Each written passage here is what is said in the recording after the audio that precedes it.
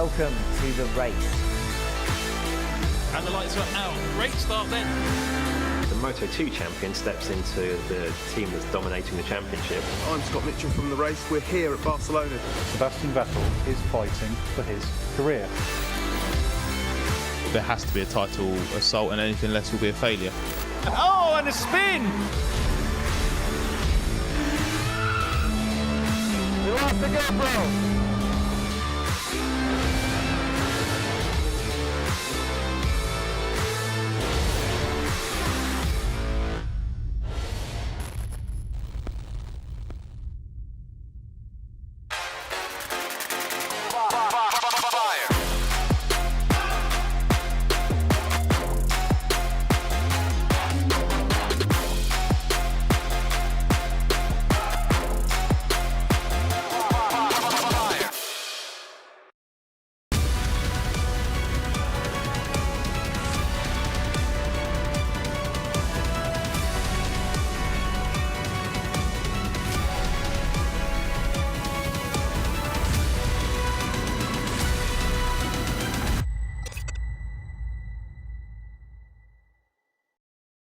Hello and welcome to the-race.com and Super GT. This is the 6th round of the 2020 championship.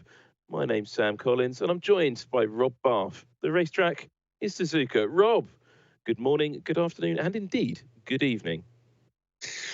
Hi, Sam. Really looking forward today. I always love a trip to Suzuka. Fantastic to have the fans in presence at the track today. And following the last race at Fuji, well, look, Super GT has just gone from strength to strength this year. The new Supras have really added something to the championship. The championship table is so far away from being decided, it's just not funny. And yeah, just so looking forward to seeing the competition around the fast S's around the back of the pits here this afternoon. The last time we were at Suzuka, it was just an incredible race. And if this is anything like that, wow, looking forward to it. I mean, there was a brilliant highlights video that Super GT themselves put up onto social media. It was meant to be a highlights reel from the race. Normally they take that little 5-minute video. It was 15 minutes long, I think, and it was just cars crashing into each other, overtaking each other, and just absolute carnage all the way through. It was an absolute classic, and this is the second crack of the whip. Normally we only go to Suzuka once per season, but because of the coronavirus global pandemic, we get 2 trips to Suzuka. And that has seen a few changes in the driver lineups. But before we get to that, I wonder if it's worth taking a look back at the last race, which was one of very many at Fuji Speedway.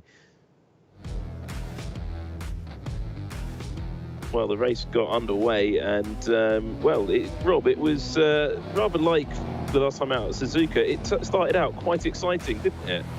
Action from the outset. We saw the NSX spinning there.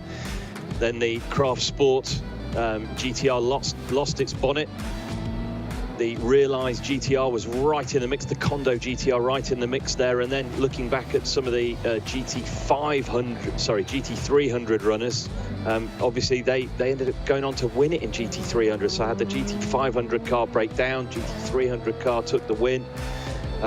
Action all the way back through. And the one thing that was lacking at Fuji, which is unusual, we didn't see many restarts and didn't see many safety cars. That obviously at last time at Suzuka we saw loads, but yeah, there you see the Denso Supra taking the win. In another championship, I quite often talk about the safety car percentage. And at Suzuka, I'd say the safety car percentage is extremely high. Now, that GT300 battle this season, last time at Suzuka, that man we just saw winning the race there, JP Oliveira, it's fair to say he had a rather exciting time out, didn't he? He did. He was always just right. And wherever you looked, there was sort of 2 or 3 cars battling, and always one was a blue Nissan GTR, and JP was right in the mix, whether making the move or having a move made on him. We saw him pushed wide at the Degners. You predicted that one, Sam, and it happened literally just moments after you said it. And JP, I expect to be right up there again today. I mean, the final 2 laps of that last Suzuka round were just bonkers. And we didn't actually get to see all of the action in the live broadcast because as the red Nissan GTR was off getting its victory in place, you also had the JP Oliveira's car still in the thick of battle, and I think there were 5 or 6 changes of position in the top 5 in GT300. The key one for me was the last time we saw the Leon AMG. It was spinning into the barriers at turn 7, and they cut away from that. And the next thing, I just saw it pop up in 5th, crossing the line, taking the checkered flag. I'm like, hang on, I'm sure I just saw the Leon Mercedes hard in the barrier. But of course, here at Suzuka, the air barriers, they can be quite forgiving, but they do tear, they do move around, fly off. And yeah, he had a huge accident, but still went on and took the checkered flag. Well, one person who wasn't in the middle of that battle last time out here in Mead Prefecture was Sean Walkingshaw. However, the English driver is going to be back. He's English, he's Scottish anyway. Will be back in the Super GT fold, shall we speak, at Suzuka, and he is back in his Thai-entered, the Auto for Team Thailand Lexus. Now, Walkingshaw is one of these drivers who couldn't get into Japan at the start of the season, so had to sit it out and watch on the -race.com. Now, I'm sure he's already, in fact, I know for a fact he's already hit like and subscribe, but I decided to have a little chat with him a couple of days ago to just basically disturb his quarantine in a Japanese hotel. So, Panther Auto Team Thailand driver Sean Walkingshaw, welcome back to Super GT. Yeah, thanks for having me. It's been a long time, and yeah, you're breaking up my quarantine life at the moment, so that's very grateful for that. Yeah, I mean, tell us about that. You've been not able to get back to Japan, but you're now back in Japan, but not allowed to leave a room with a very lovely painting in. Oh, well, yeah, it's a bit hectic, and beginning of end of September, we sort of were hoping, saw the news report saying that we should be allowed back in, but we got literally no confirmation until the 1st of October, so then it was the rush to try and get the visas approved, and they take like 5 days, and we had to leave Europe on the 7th to actually make it to the next race. We're quarantined until tomorrow, and then straight away out of quarantine, we hit to the track, so we literally just made it with the skin of our teeth. You mentioned hectic. You're going to be at Suzuka in the middle of the the front, hopefully, of the GT300 pack, which, as we saw at the last Suzuka race, hectic is the best way to describe it. Yeah, exactly. It was obviously I watched you guys covering it, and it was pretty hectic seeing everything. But yeah, obviously we're actually quite excited. We're coming at a time where everyone is actually with the maximum success ballast, so we're actually quite excited for that. And the Lexus always goes pretty well around Suzuka, so if any track we wanted to go to, Suzuka is probably it. And yeah, we're quietly confident. Obviously, we haven't raced all year and haven't really tested much, but obviously I've got quite a bit of experience in GT300, and even though my teammate Tyler Spesh hasn't got that much experience in GTs, he's obviously got a wealth of experience in LMP1, so we're hoping to come out swinging a bit this weekend. So just to get this clear, you're an Englishman in Japan racing a Japanese car for a Thai team. Exactly, that's exactly it. Yeah, we're the Chinese main sponsor.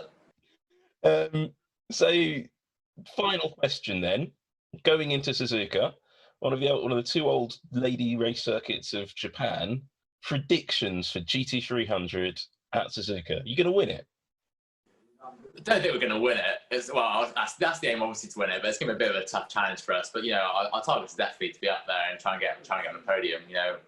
We've never really driven very much in the Yokohama tyres this season, so it's a bit of an unknown for us. But, it's, as I said, it's a track that goes very, very well for Lexus, previous years. So we are confident.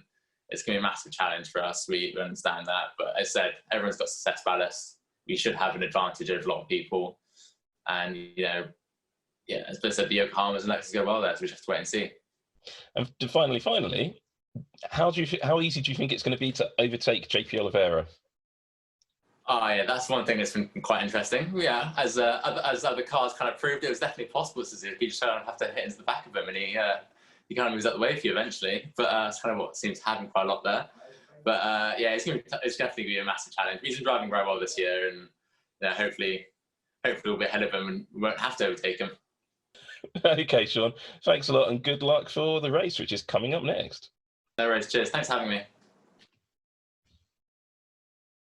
well for Sean Walkinshaw and Matthias Besch in that Lexus GT3. Qualifying wasn't as successful as Sean had hoped, and he is starting behind, well, some way behind JP Oliveira. That car is 36th on the grid overall. Of course, that includes the GT500 cars. So a little bit less of a mission to get through the field than it may seem when you look at 36th in the field, but he's got a lot of strong opposition behind him. Qualifying, though, wasn't all to plan for everybody in the field. And there's certainly one car that won't be making the start, and there's very much a question mark over one other car. Taking a look back at the qualifying sessions, which actually took place yesterday, there were some big crashes also in one of the sport races. Now, qualifying session got underway as ever with the GT300 cars, and one of the cars that really started to surprise everybody right away was the Subaru BRZ. Now, the BRZ has 100 kilos of ballast on it, but this is a car that's always gone well at Suzuka, and it absolutely flew round in Q1. It's a two-stage Q qualifying system, of course, in Super GT. Not quite the same as Formula One, but it is a knockout. It's a Super GT knockout, essentially. And the Subaru set a good run, but the K-Tunes Lexus was quicker. That is something Sean Walkinshaw was absolutely right on, that the Lexus GT3 also is very well suited to Suzuka circuit.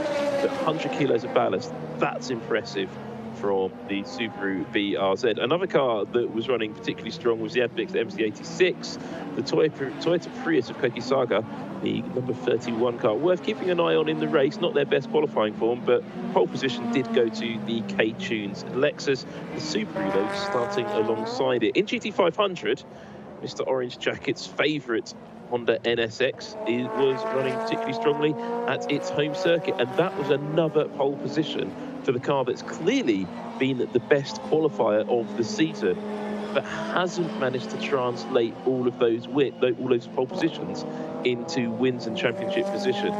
Back through the field, though, we're not seeing the accident itself, but there was an interruption to the GT500 qualifying session when the number 23 Motul Ortec GTR had an absolutely massive shunt at one point in the race, and the TV broadcaster decided not to show it for fear of the driver himself. Shugo Matsuda, though, the driver who was in the trouble there, did come up it well. And well, there you see Shugo Matsuda starting on the back of the GT500 grid. We'll look more through the GT500 grid in a second, but looking up through the GT300 grid, as we saw on pole, Morio Nitta starts the K-Tunes RCF GT3 on pole position, 24 kilos of ballast on that run. The Subaru BRZ alongside him, Miucci starts that. In third position, it's the MC86, Sakaguchi starts that car. Then the Up Garage NSX GT3, Kobayashi at the wheel. The Gainer Tanax GTR, fifth position, 100 kilos of ballast on that. Yasudo starts that. The Hitotsuyama Audi R8 LMS, Kondo at the wheel, sixth position. Seventh, the Arta NSX GT3, that's the orange Honda GT3. Takagi at the wheel there, Shinichi Takagi, former champion. Car 31, the first of the Priuses, Nakayama in 8th. 9th is the run-up Revo GTR, only 3 kilos of ballast on that, keep an eye on it. 10th is the Saitama Toyopet GR Supra GT, that's the GT300 Supra. Then there's JP Oliveira at 11th, 100 kilograms of ballast in the realised Nissan Auto Technical College GTR. The Aston Martin is 12th. 13th, there is the Cintium LM Corsa RCF GT3, Yoshimoto at the wheel of that. Hatsune Miku is 14th alongside, well, behind them is Nagai in the number 30 Toyota Prius. Max Arrido will be the second driver in that. The Teddy Bear BMW 16th. 17th is the Modulo Kenwood NSX GT3. Jake Parsons starts that. The T-Dash Lamborghini GT3, Takahashi at the wheel in 18th. 19th, the Team Mac 5 is 33 kilos of ballast, and alongside the Hoppy Porsche in the 20th. The Arto RCF GT3, Sean Walkinshaw starts 21st in GT300, alongside another Nissan GTR started by Hoshino, the boss's son from Kondo Racing. 23rd position is the Lotus. Kato starts that alongside the J-Lock Lamborghini in 24th. 25th, disappointed, 100 kilos of ballast. Tsuganami starts the Leon Pure of AMG. He's got a long way to go alongside the Hair Tonic GTR. Then the Ava RT Test Type 01 X-Works R8. Sasaki starts that car. The Arnage GT3 is in penultimate position. Then a Mercedes on the back of the grid. You may notice that we are missing that other Lexus GT3. There are feelings that that car was written off. The air temperature is 20 degrees, the track temperature is 31 degrees, and it's 52% humidity. What a beautiful day in Mi Prefecture. Suzuka circuit looking lovely. One thing that we haven't had chance to talk about, Sam, is the GT500 Championship. And wow, a handkerchief covers the top 6. And well, our car currently leading the championship, highest qualifying of 10th. Unbelievable. Great to see so many spectators filling the grandstands around Suzuka circuits. And they're just going to be standing up for the normal pre-race ceremonies as the drivers line up for the Japanese national anthem. Masaki Bando there standing alongside the crew of the orange NSX. It's going to be a live sung national anthem here at Suzuka by the look of it. Those girls in their fetching outfits will be serenading us with those famous sounds that signify the great honour in history of this multi-island nation.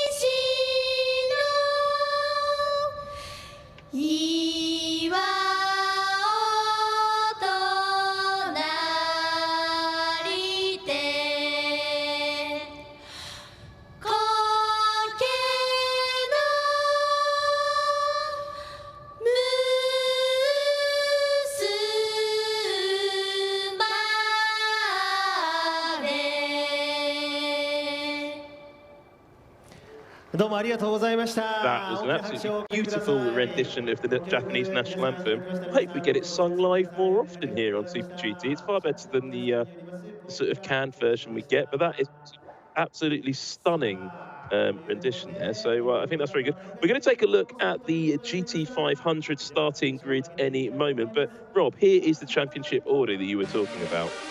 Yeah, so Oshima and Sho Suboi lead by 1 point. They're carrying around a large-sized passenger with them and a massive fuel flow restrictor. That's going to hamper their progress. And yeah, they start 10th. The guys who are second in the championship, Ryo Hirakawa and Nick Cassidy, they start 11th. And Bertrand Baguette and his teammate Kude in the Keihin NSX, they start 9th. So our top 3 in the GT500 Championship, 10th, 11th and 9th. 3 points separate them. It's going to be like a battlefield towards the tail of the GT500 pack, Sam. Absolutely, it will. And those 100 kilos of ballast in both classes. There's also the fuel flow restrictor that kicks in at different steps. All of the engines, of course, are fuel flow limited in GT500, very much like Formula 1 or LMP1. We'll talk a little bit more about that during the race. And there's steps of fuel flow that's going to kick in those cars on the 100 kilos. They've got that success ballast, which you can see there is calculated by points. And that is really going to play a factor in this race, particularly with the tyre life as the race goes on. 300-kilometre race, 52 laps. We're almost certain to see a safety car at some point. That will affect the pit strategy. Lap 17 to probably about lap 36. Mr. Orange Jacket, the Master of Ceremonies, tells me about, he's giving the opening declaration in Japanese, but he's also telling us about the pit strategies going forwards. This is the chap from the Autobacks group who is the, he's introducing, saying, have a nice race at Suzuka Circuit. Autobacks group, of course, the sponsor of Super GT. All season, and they are a chain of sort of automotive accessory shops right across Japan, and of course in other countries in the world. I saw one in France, which I intend to visit, having not been to a European Autobacks, but it wasn't a Super Autobacks. But here we are looking at the starting grid. On pole position is the Arta NSX alongside the Modulo NSX. She says that's her number 1 on pole position. And we will talk through the grid as it comes through past us. Yuji Kunimoto will be starting in 3rd position in the TGR team at Wedsport. Bando First of the Supras, that's on Yokohama tyres. 3 different tyre manufacturers in the top 3 cars. Bridgestone from Dunlop from Yokohama. 4th position, Daiki Sasaki starts the Bridgestone shod Team Impul GTR. Then Kohei Hirate in another of the Nissans. That's the number 3 white Nissan. There you can see it. The Red Bull Mugen Honda there in 6th position. 7th is the Tsurumo Supra. Then you see the Raybrick NSX followed by the Keihin NSX. Then that's the Rookie Racing Supra just ahead of the keeper Tom's Supra. The 2 Tom Supras together, that didn't go too well. Then the Realised GTR, that's the GT500 version. Behind that, you have the Tatra Fenestras starting the TGR AU Tom's car. Kondo Racing, that's the number 13. That's 13th position, car 24. Hyper Kovalainen starts in 14th position, and rounding out the GT500 field after that shunt for Sugo Matsuda, it's Ronnie Quintarelli in the number 23 Motorsport GTR. Fuji Maki Group sponsoring this race alongside Autobacks. And well, if you need your pressings, there you go. Now, just looking down the field, I'm just keeping an eye out to see if that number 23 car takes its start in position on this 5.8 kilometer Suzuka circuit. There you can see the starting positions at the top of your screen, along with the starting drivers. Rob, give us a prediction. I was literally just peering into my monitor to see if I could see Ronnie Quintarelli at the back there. We're looking towards the tail of the GT500 cars as they come up round the top of the snake and they cut back to the pole position car. My prediction, well, I think the Arta NSX on pole position, he should go well. The Honda's always shown great pace around Suzuka. Of course, the venue is owned by Honda, so they'll be looking for a great show in front of their home fans. The track itself always throws up thrillers. It's very narrow. It's really challenging. Big gradient change and a massive mix of corner speeds from some really tight hairpins, turn 11, for example, through to the infamous 130R, which is taken at probably 160, 165 miles an hour by one of these GT500 cars. So I predict a riot, Sam. It's just going to be all to play for. A riot. Well, I think there's going to be a lot of action, some of it potentially morally hazardous. We'll talk about those moral hazard penalties as the race evolves. Just before the questions come in, though, 2 classes in this race, GT500 and GT300. There is the Motorsport GTR, the last of the GT500 cars, just ahead of that pack, the beginning of the GT300 field. GT500 cars, in principle, have about 500 brake horsepower. In reality, they're closer to 700 brake horsepower. Every GT500 car powered by an inline 4-cylinder engine, 2 litres in capacity, featuring turbocharging, direct injection and pre-chamber ignition. Very powerful engines. Each engine is built by the manufacturer of the car, but all the GT500 cars share identical carbon fibre monocoque chassis and silhouette bodies, built to the DTM technical regulations, but the engines are open for manufacturer development by Nissan, Toyota, and indeed Honda. And just to give you an idea of how advanced that engine development is, the Honda combustion chamber is not that different to the combustion chamber used in the Red Bull Racing Formula 1 cars. The power units in there are not that different, Rob. I'm still looking for Ronnie Quintarelli at the back. He's there, we've seen him. Yeah, he's there. Oh, okay, great. So 15 cars then lining up in GT500 and 29 lining up in GT300 this afternoon. Now, quickly, while you're watching on the-race.com, the GT300 field is made up of a combination of 3 different types of car. You've got the JAF GT300 cars like the Subaru, Toyota Prius, yes, I did say Toyota Prius, and the Toyota Supra in that class. Then you've got the mother chassis cars, they're the carbon fibre monocoque designed cars. And you've got FIA GT3 specification cars as the safety car departs our frame of reference. And the cars line up at Suzuka circuits. Oh, early start, Sam. Really early green light. Yeah, very early green light. We were still talking about the cars lining up, but getting away well of the Hondas. But the Wedsport Supra was well aware of that. The Nissan's back to fourth, and they dive in. And I think a few drivers were as caught out by that start as I was. I was watching how the drivers were coming through turns sort of 11, 12, 13. They were very, very spaced out, and only the first 3 or 4 rows were in their correct grid order. And as they were off the start, the NSX leads from the Modulo car. As we now cut to the split screen, the GT300s also going early, Sam. So drama at the start in both classes. Yeah, the race director clearly just trying to stoke the action. Well, the Subaru is getting a great run on the Toyota into the first car and didn't quite get it done, but they are going to be battling all the way through that first sector on the run up to the Degners. I'd be surprised if they stay in that line astern position. Huge battles going on further back down the field, but they're all keeping it quite clean in GT300 at the moment, while at the front in GT500, those two Hondas are scrapping heavily already as they head through Matcha up towards Spoon. They are still as they were in both classes. I've got eyes on both of them, and the GT300s have sort of made their way up through the really technical section at turns 5, 6 there at the brow there at 7, coming down into the faster of the two Degners. That then tightens up at turn 9. They head under the bridge. Of course, Suzuka, a figure of 8 configuration, very, very unusual. Most motor racing circuits around the globe are clockwise, unless you're in North America going around an oval where you're heading around anti-clockwise as the GT300s make the hairpin. The GT500s come down to complete the lap.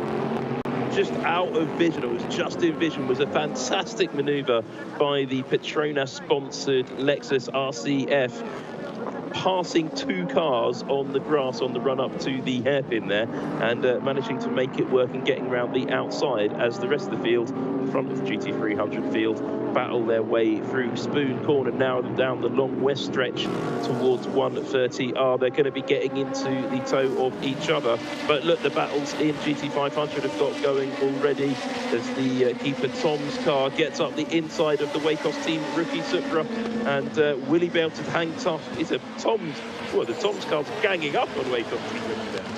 Jeepers creepers, these cars are first and second in the championship, Sam. This is all to play for, and yeah, an amazingly aggressive move there by the keeper Tom's car to put the move on the Wacos team rookie car. Cutting back now to the GT300s. I was about to say, look at this battle for, well, it's 3rd, 4th, 5th, 6th, 7th, 8th, and they're not taking any quarter. They're going down the start-finish straight. I thought they were about to start bumping into each other. They didn't, because that would be morally hazardous. Moral hazard penalties are paid out to each driver who's a little bit naughty during a race. Rob, did you ever get any moral hazard penalties? No, I didn't. No.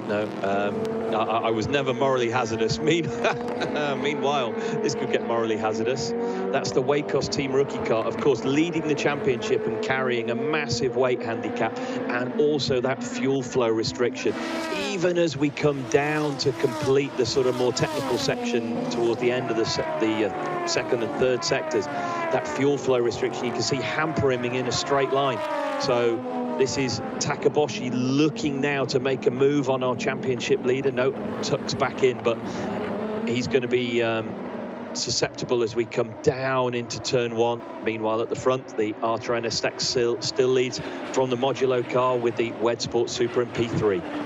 I mean, keep an eye looking back as well. That's Nissan's about to gang up on that Wacos team rookie car. Mikey Kovalainen struggling for pace at the back of the field with the team Saab Supra by the look of it. But Takaboshi and Ronnie Quintarelli there lining up behind the Wacos team rookie car. I can't imagine that Quintarelli, who is recovering in that out of position Motor Lawtech GTR after that shunt yesterday, pulled its radiator apparently, but that was the only really major damage other than some cosmetic damage to that number 23 Nissan in GT500. He will be working his way back through the field, trying to get back to position with this man, Nojiri, who is leading the race overall. But of course, 2 races, you never see combined results in Super GT. So we'll be talking about Super GT300 and GT500 as entirely separate races, because they essentially are just on the track at the same time, because Morio Nitta is leading the GT300 field. Worth keeping in. I was just going to say, sorry, Sam, worth keeping in mind, whilst you're watching these battles, this is a tyre war championship, and lots of these cars running on different compounds of tyre. So while you might see a couple of leaders of each class streaking away, keep your eye on Ronnie Quintarelli, for example, or perhaps Heikki Kovalainen at the tail of the GT500 lead. They could be running on a much harder compound tyre and only take maybe 1 or 2 tyres at a pit stop and have a much quicker pit strategy. So definitely worth keeping an eye on. Absolutely it is. I can see there's some questions coming in on the chat, but we'll get to those in a minute as the Zen Tsurumo and Motor Mugen Honda get into a little bit of a tussle at the final chicane, which opens the door for the number 3 Craft Sports Nissan to get into a battle with that Motul sponsored Red Bull Mugen Honda down the start finish straight, and that is getting quite tight. Honda gets it into the first corner. Kohei Hirate, though, may have another run in the snake, getting on the way up to the Degners. Got to be careful, though, because he's got the Raybrig NSX right on his tail as well. This is one of my favourite sections on any motor racing circuit in the world, Sam. Coming up, as you say, through the snake, through turns 5, through turn 6, then you head uphill. Turn 7, the Dunlop curve goes on forever. It keeps going and going and going. Now, diving downhill towards the first of the Degners at turn 8. It's a medium fast right-hander here. This leads into a much tighter second element at turn 9, almost a right-hander. Then a fast right-hander at turn 10, just known as the kink, and that leads into the corner they're coming into now, turn 11, the hairpin. This is a good overtaking opportunity. All nose to tail safely through there, then rising quite steeply uphill now through turn 12, the 200R. Then coming into Spoon Curve. This is 2 corners. This is the second element of that leads onto the long back straight.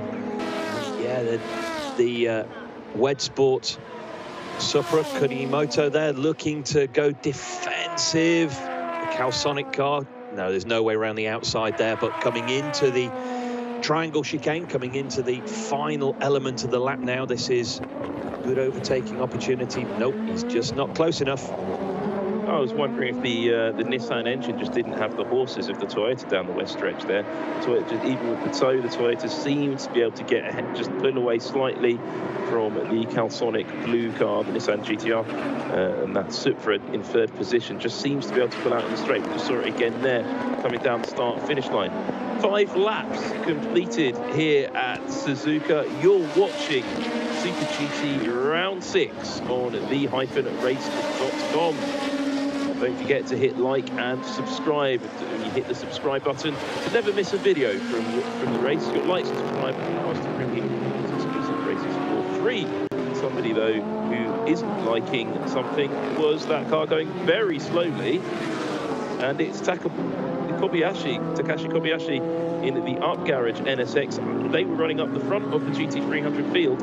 Not sure if that's a mechanical problem. It looks like I don't see any damage on that car. Meanwhile, in GT500, battle continues over 3rd position as the blue car tries to get past the very colourful Toyota Supra in those Wed Sport Team Bando colours. But the Up Garage NSXs coasted to a halt in that mystery large piece of tarmac on the infield smooth. I don't think that will bring out the safety car because no one ever goes off there. Meanwhile, they're battling, and there may be a yellow flag out there. So I was going to say the driver of the Calsonic car needs to be a little bit careful not to make a move. But now we get back onto the wet stretch. The Nissan's got a great toe on the back of the Supra, but will the Supra's front be able to keep it in front? Yes, it will. Terrific battle here, and like you say, Sam, the Supra just seems to have the edge in terms of straight line speed. Interesting to note the plumes of brake dust coming off the cars there. Suzuka very, very tough on braking, coming from very high speed to low speed in a couple of places, and they're side by side down the front stretch. The Calsonic car should have it done now into turn 1 if he muscles his way down the inside, and yet cleanly through and up into 3rd for Daiki Sasaki. Nice move. Team managers are delighted. Yes, that's very good. Daiki Sasaki there he was clearly struggling to get past the Toyota on the straight, but got into the toe on the start-finish line and then got the job done on the run out and came into the first corner as the GT500 runners are beginning to get into the back of the back marking traffic. as the run away. Yes, I was going to say, is the Honda has been abandoned. I think that'll stay there till the end of the race. Once we get a safety car. Meanwhile, in GT300, there's the race leader of the GT500 build, working his way through the pack, and this is what makes it quite different to a lot of other series. This is two-class racing. The GT300 pack, as we have spoken about, is lively this season, and that really mixes up the GT500 battle. There's the cars in first and second position, and it looks like the Arta NSX has got a little bit of an advantage with the traffic there, but here comes the Calsonic Blue car working its way through the traffic as well. Could make a big gain as they get back up towards the front of the GT300 field. Meanwhile, don't forget to visit the-race.com. Don't forget the hyphen. It's got the best motorsport coverage on the web. In-depth coverage of Formula 1, the Portuguese Grand Prix coming up later, MotoGP, Formula E, IndyCar and esports. Coming up this week on the race, the-race.com, more esports action and more action in GT500 as the Zen Tsurumo car now on the back of the Wedsport Pando Supra. I'll be able to finish these shout-outs if these cars stop having brilliant on-track action. Which is why everybody should hit like and subscribe as the Zen Tsurumo car gets a great run round the outside of turn 1. That is a fairly unusual maneuver. And inside the GT300 Audi, that was neatly done.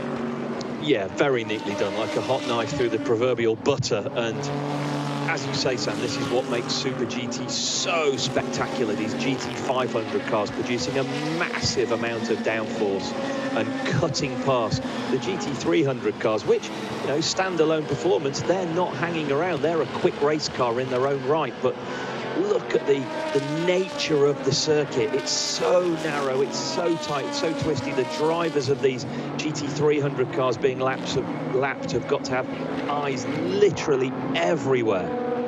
They really do. I mean, when you see some of the onboard footage after the race, the onboard footage comes out. When you see traffic like this between the GT500s and the GT300s, all racing for position amongst themselves, it's just, you've seen rubbing in NASCAR. Well, there's rubbing in Super GT, particularly coming out of that slow hairpin corner, and it will get more and more aggressive as the race goes on. But the drivers usually manage to keep it all quite clean as well. This is proper grown-up motor racing. And proper grown-up motor racing from three very experienced drivers. The TV director focusing his cameramen onto the battle now for 9th, 10th and 11th. Really, I think because this is showing the nature of the racing between our championship protagonists. That was Bertrand Baguette going up the inside of one of the slower GT300 cars coming into the 130R. Oh, big cojones there from Bertrand Baguette there. Unreal. Sasha Fenestras is going to be getting a surprise when he looks in his rear view mirror. Not because there's a white GT300 Nissan there, but there's a big, red, angry number 23 Motorsport GTR comes screaming through the field. Ronnie Quintarelli really on a mission now to make up those positions. The realised GTR there kicked past the Wacos team rookie Supra as well. Now at the front of GT300, the Subaru is on the back of the K-Tunes Lexus. And he's been closing up while we've been watching the GT500 battle, which will be about to encounter this battle for the lead in GT300, trying to get a run out of the hairpin through Matcher. He's well set for Spoon Corner, Rob. He's going to dive up the inside. Let's see if he can make this work. Yeah, hasn't quite got the grunt up the hill, but that little nimble BRZ, very, very good round the technical sweeps on the first half of the lap, Sam. I think if he can be close enough coming down into turn 1, he could make the move up through the first sector, but I think he might be even close enough for a tow here. So the K-Tunes Lexus is going to go, he's going to have to go defensive, is he? Nope. So the BRZ just holding position as they come into this super quick left-hander. There's then a big stop where the little nimble BRZ will be able to close up on the brakes into the chicane. Right, left, and then a long decreasing radius right through turn 18 to complete the lap. And the BRZ moves to the inside. Brilliant traction. Now, has he got the straight line speed to hold that down into turn 1? And is he going to be brave enough to brake and fire the little blue Subaru down the inside. Nope, holds position for now.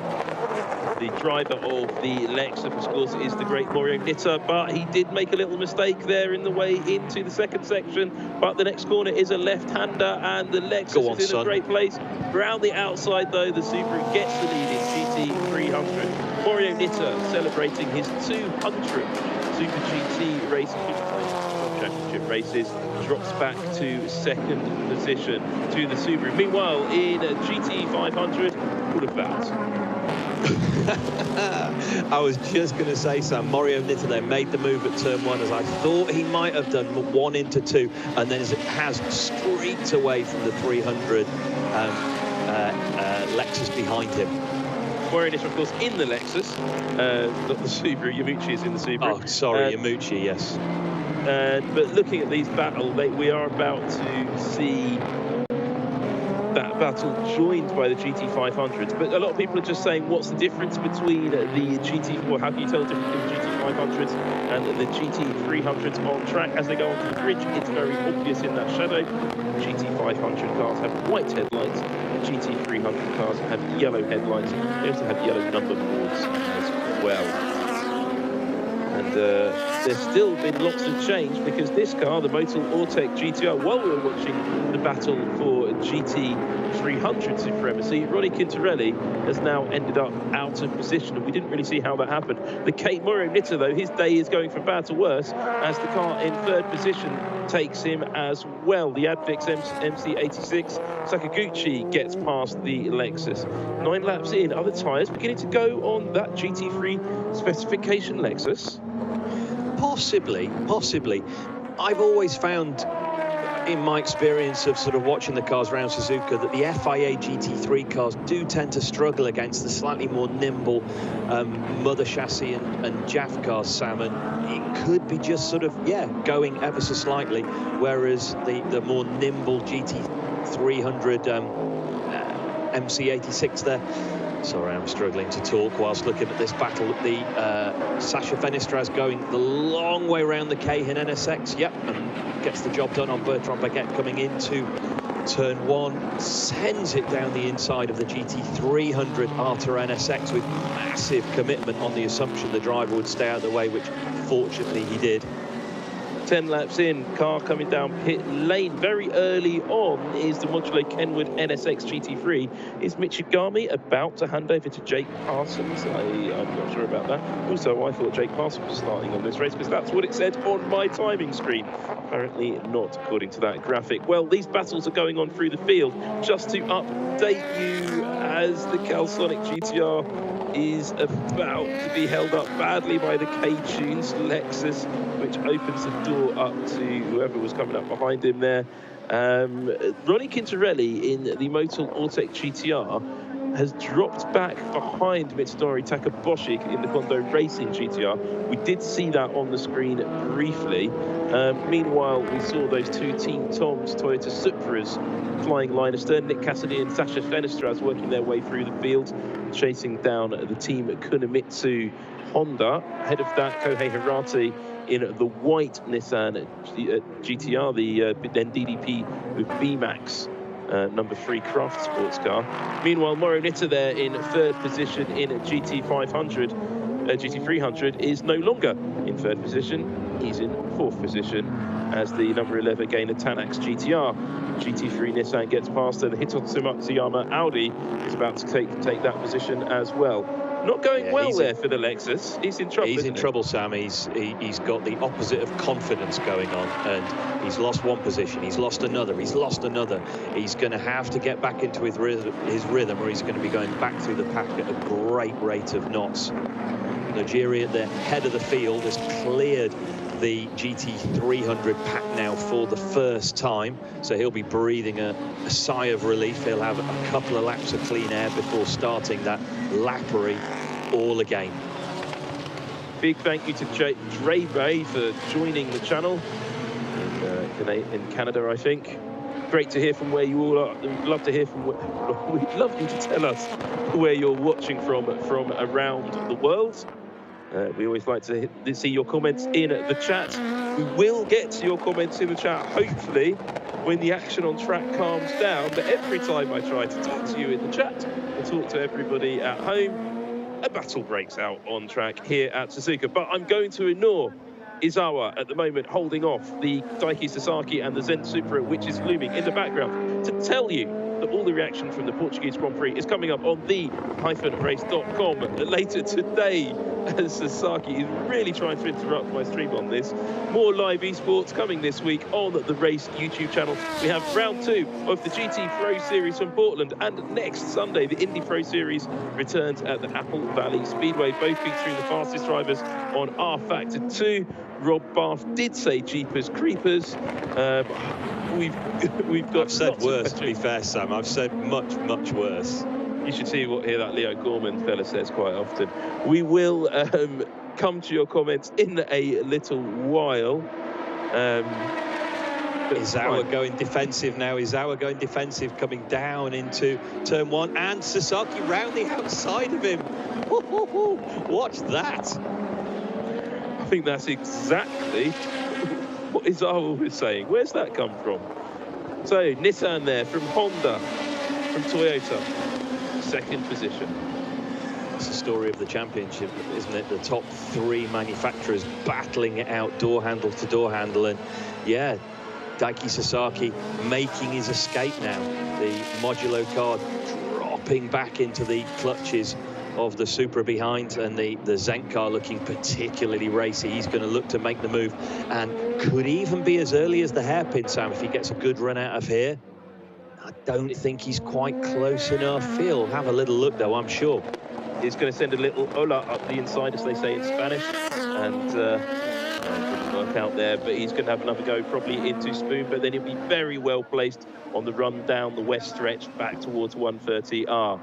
But yes, welcome to all of you. Thank you to the supporters and members of this channel, like you, that make it possible for us to show races like this for free and exclusive here on the Race YouTube channel.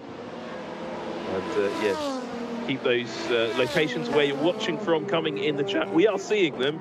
It's just every time I try to take a look at the chat, try to look at your questions and your comments, things happening on track. 12 laps in to round 6 of the 2020 Super GT season. 300 kilometers of racing here at Suzuka, live and exclusive on the race. Hit like, hit subscribe, you know what to do, because this racing has been fantastic as the lap 13 starts. Every time I look down at my timing screen, Sam, there seems to be 2 cars side by side, and this is no exception. This is the battle for 3rd position in the GT 500 class. Of course, round 6 here today at Suzuka. Big moment there into turn 1 from the keeper Supra there of Nick Cassidy. The front of the car oscillating really badly on the bumps. I was just going to say 2 races to go. The next round will be at Motegi in early November, and then back to Fuji for the championship showdown, which is at the end of November. So 3 races to go, and well, the championship is literally all to play for. And yeah, there was our pole position sitting Lexus being passed by one of your favorite cars, Sam, the Toyota Prius. Yeah, that's the number 31 Toyota Prius run by the APR racing team, and it's about to be passed by the red and black run-up 360 Sports Nissan at GTR, and just behind that is the Nissan Technical College GTR next in line to do the job, and then the Petronas Lexus. So really going badly for Mario Nitta. I noticed some of the we are going to get to your chat. I did notice just very briefly while you were talking there, Elmer Greenidge in Barbados there. Now, if you're watching this brilliant GT 300 battle, a couple of years ago, a little while ago, I was just having some preliminary discussions with the owner of Bushy Park Circuit in Barbados about getting some GT 300 cars out there to go and race against the Barbados Auto Racing League top runners in around Bushy Park Circuit there in Barbados. If you've never been to Barbados, do check out the race action in that country. Also good racing at Vaucluse as well. It's been a few years since I was out there, but I'd love to get back out for Rally Carnival or one of the Caribbean Touring Car Championship rounds, which are absolutely fantastic. CMRC, the Seaboard Marine Series. But look at this. It's a bit like GT300, but, well, I was going to say wilder, but nothing's wilder than GT300 at the moment because the Nissan Realised Technical College, he just made that look so easy round the outside. Yeah, just round the outside. Great move, really good movement. There's definitely something amiss with the pole-sitting Lexus, the second car in our picture there, because you know, he had such great pace in qualifying and now heading hard backwards through the pack. Yeah, I'm just trying to have a look to see what... I suspect what we might be seeing is the Dunlop tyres on that K-Tunes Racing number 96 car driven by Mauro Nitta, the Lexus we're seeing fading. He's the only Lexus, I think, running on the Dunlops. All the other Lexi are running on different tyres.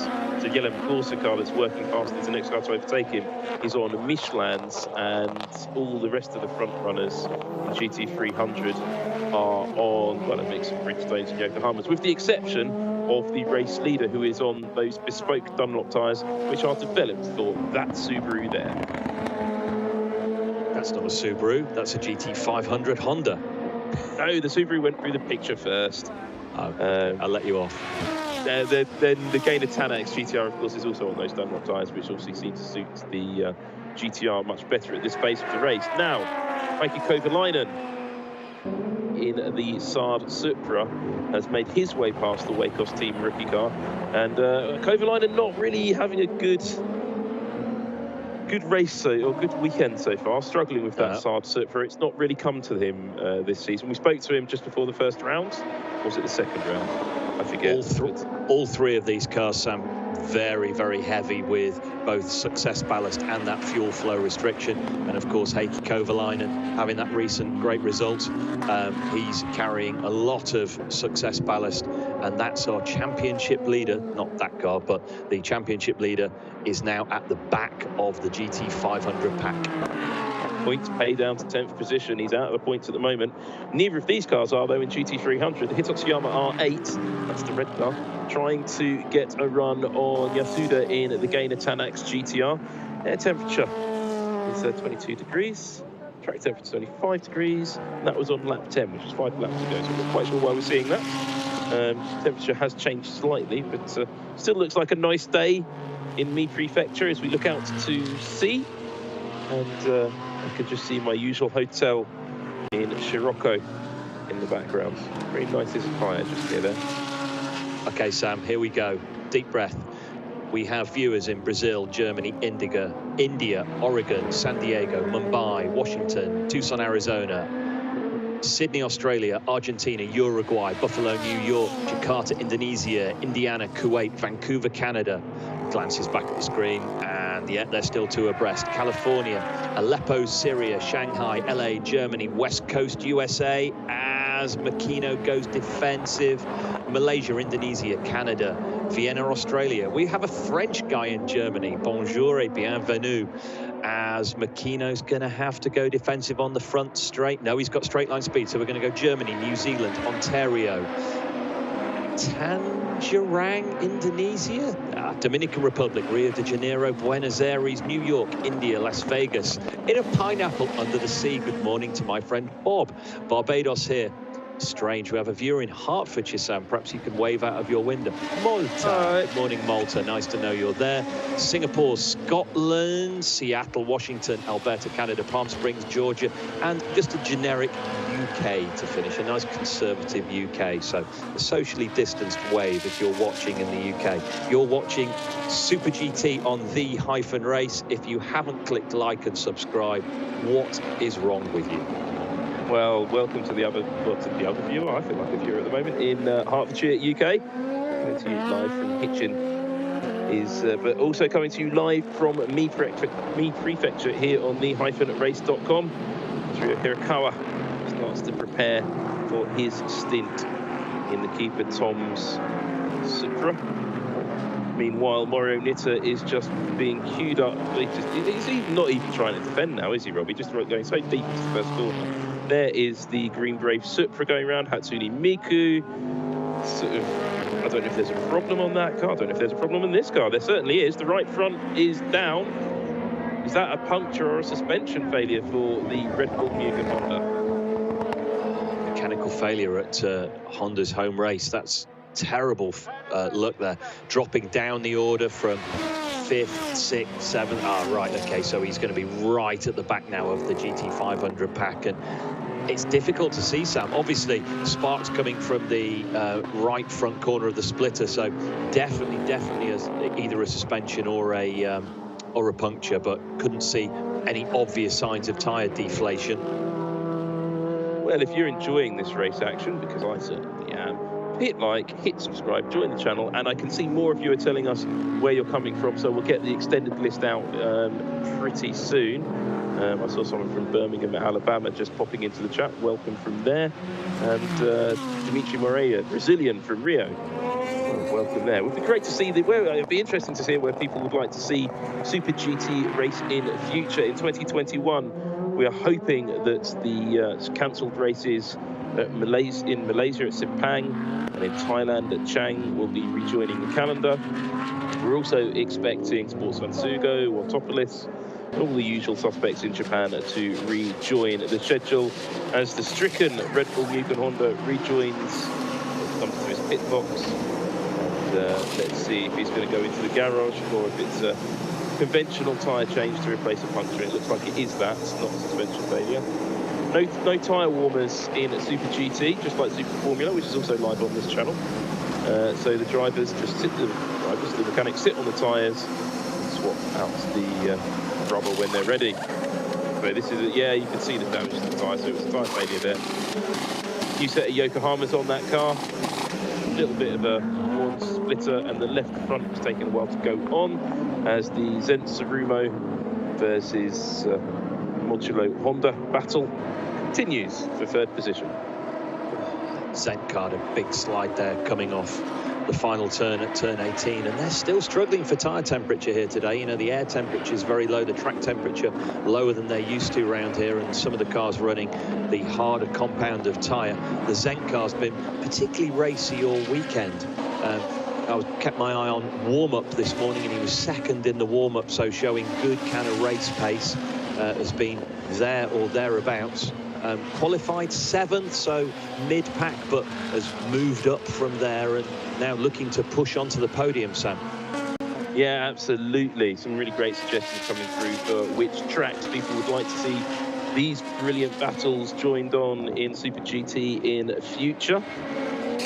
There was a suggestion if the Wacos Team rookie car comes in for its pit stop, see if the second driver in that car can manage to get a bit more pace into it in the long second stint. A little bit early for the pit stop. RJ O'Connell, Blinky XX in the chats from Super GT World was predicting lap 17 was the first pit stop, and he got that about spot on. This is lap 18. It's going to be to about lap 36. The pit window, so it depends who's going to go long on their tyres, who's going to go short on their tyres, and I think quite a few cars were hoping for a safety car rather earlier in the race. We haven't had one so far, which is something of a surprise. Yes, very surprising. Suzuka circuit, narrow, and with this multi-class racing, lots of lappery, lots of opportunity for monkey business, cars touching each other, spinning into the barriers as we saw at the last round. It's normally, well, yeah, look at this side-by-side action. The Zen Tsurumo car does move up into that pole position car, pole position. He moves up into podium position. That's what I'm trying to get out, sorry. That was a brilliant move under braking there, Rob, but it's exposed him to a toe down the start-finish straight, and the Modulo Honda hasn't given it up, but didn't have that run into the first corner. There's the Wedsport Bando car being chased down by the Craft Sports GTR, that white Nissan GTR with number 3, not in third though. Kunimoto, Kohei Hirate battling there. They'll be due to the pits at some point, probably in the next 10, 11, 12 laps. And it could happen at any point, though it does seem like an odd time to stop. The Ray Brigannis X there, was that big damage on the left rear? I thought I saw something arrive. Yes, look at that, huge damage. What's happened there? Well, we haven't seen what's happened. I'm going to say he's been hit at the left rear, Sam, without having my crystal ball to hand. You can see the scrutineer there taking photographs of the damage, and yeah, they've got the skates ready on the far side of the car. So I think we're going to see the car go into the pit box here for repairs. I think the team are sort of intent on continuing about repairing it, and the official's saying, "No, you're not doing that, lads." The official's wearing a GoPro on his helmet to allow the race officials to review what goes on in the pit work. But they're going into the garage. Skates in. There was a big flurry of pit stops just there, and I think a few teams saw that shunt. We still don't know where that shunt happened, and perhaps predicted a safety car that hasn't happened. The Kahin NSX came in. I think we saw the keeper Tom's car come in. I need to run through my timing screen to see who actually made a stop there. And just as I said that, the time screen went blank. Wonderful. So the ARTA crew are ready in pit road. Sasha Fenestraz came in. Team Kunomitsu Makino came in as well in a Honda. And we saw a few other pit callers. We have seen Ryo Hirakawa take over the keeper Tom's Supra from Nick Cassidy. We've seen Tsukakoshi take over the Wake-Up Team rookie car. We saw that. Hideki Muto took over the Red Bull Mugen Honda. Now the race leader is in the ARTA NSX. There's the graphic I was looking for. Thank you, TV director. Good work. So we see whilst the fuel is going in, they can change driver, but they cannot change tyres. The team waiting to change the tyres all on radio. They'll be getting a countdown from the fuel man. They'll have timed how long it takes for the fuel to go in. And as soon as he's out, they're in to change. As Sam said a moment ago, remember, no tyre warmers in this championship. So the car's really hampered as they leave the pits on cold tyres through that first challenging S sector. The AU Tom's car gets heat in his rears, and hey, look, Sam, we've got damage on the front of the keeper Tom Supra. Yeah, this is fresh damage. What I don't know, is that the damage as a result of that contact with the Honda, or is that damage that's happened and we haven't seen why? We still don't know what's happened to the big damage on the rear of the Honda, but I do wonder if that is a little bit of a telltale that Nick Cassidy, who was in that car before the pit stop, may be responsible. When you see damage on the front of a car, one car, and big damage on the rear of a car, you start to wonder if that is the reason. A few questions coming in, Sam, on the chat about the nature of the balance of performance. For me, the balance of performance really makes this championship, the way the championship protagonists are hampered so accurately and held back. Of course, BOP, both weight ballast and fuel flow restriction. Yeah, absolutely, and the balanced performance as the Calsonic GTR's in from the lead to make its stop. Let's see how it filters back into the field. The balanced performance in GT300 is done by SRO, but of course it's a Firewall class, and you have car development in some of those cars as well. So the Jack GT300 Mother Chassis cars and the Pure Jack GT300 cars, they have technical development going on. The GT3 cars don't, they're homologated. And then in GT500 there isn't proper balance of performance, but there is success ballast and the fuel flow we talked about. Just a couple of questions coming in on the chat. Don't forget to hit like and subscribe, and if you really want to join the channel, it's great because that's what makes this racing possible on this channel. So Boy Denny has done that. Welcome. Matman Vlogs asks, do they make Super GT Prius diecasts? Yes, they do. If you're looking for an Ebro model, you'll find them on eBay. Todd Cooksley says, what's the horsepower of these? The GT500 cars? Well, as the name suggests, just shy of 700 horsepower. Benigmatica has joined the channel as well. He says, does anyone remember the Mirai Akari Porsche from Pacific Racing back in 2019? I hope VTubers are involved in Japanese motorsport for sim racing. I remember about. Andrea C asks how big the fuel tanks are on GT500 cars. I don't actually remember. I'll get back to you on that one. And Matman Vlog says, how does this compare to IMSA or NASCAR? Well, it's faster. Yeah, it is. faster and more generally entertaining. Speaking of entertaining, oh, there we go, down the inside into the second of the Degners for the Arctic car on fresh tyres. He's chasing down the Calsonic car, who's also weaving to get temperature into his new slicks. The Craft Sport Craft Sport GTR makes the move on the Modulo NSX as well. This is a crucial battle here, Rob, because the Calsonic guy, if you remember, that came in from the lead. He's now coming out on those cold tyres. Bit of smoke coming off there. I think that was just locking the wheel a bit, the wheels a bit into the corner there. But if he can hold on to that position, which I doubt he can, that is a real battle for position. Oh, weaving your tyres like that down the straight when someone's trying to pass you for position, that is very, very naughty. Surely you're not going to get away with that. No, it did look a little morally hazardous, and more smoke from the back of the Nissan as well. He's locking his wheels, that's why. Yeah, it's really struggling for tyre temperature.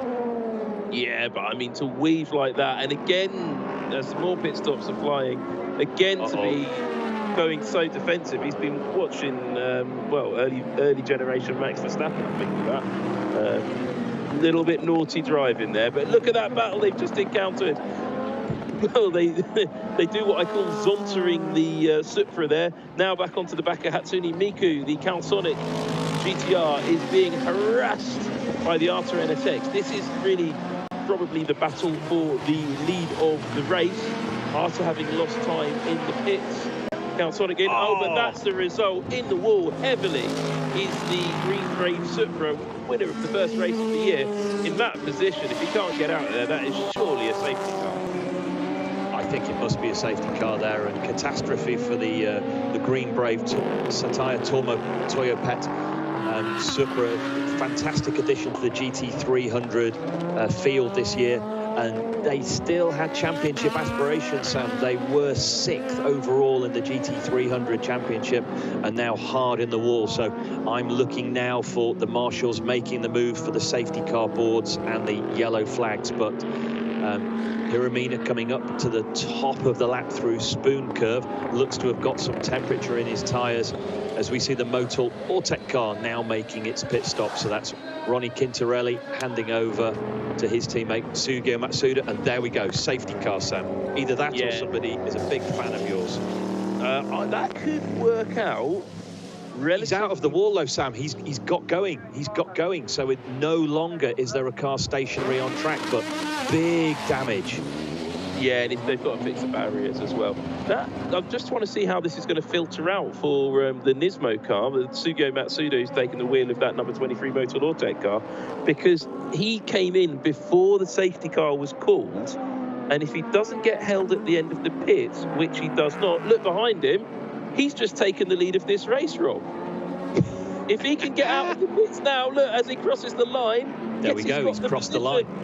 That has worked out brilliantly for the Motul Ortec GTR. Didn't work out so well for the Team Psycho, Absolutely genius call. Michael Crum giving his buddy Ronnie Quintarelli a cuddle there, and what a call, what a call.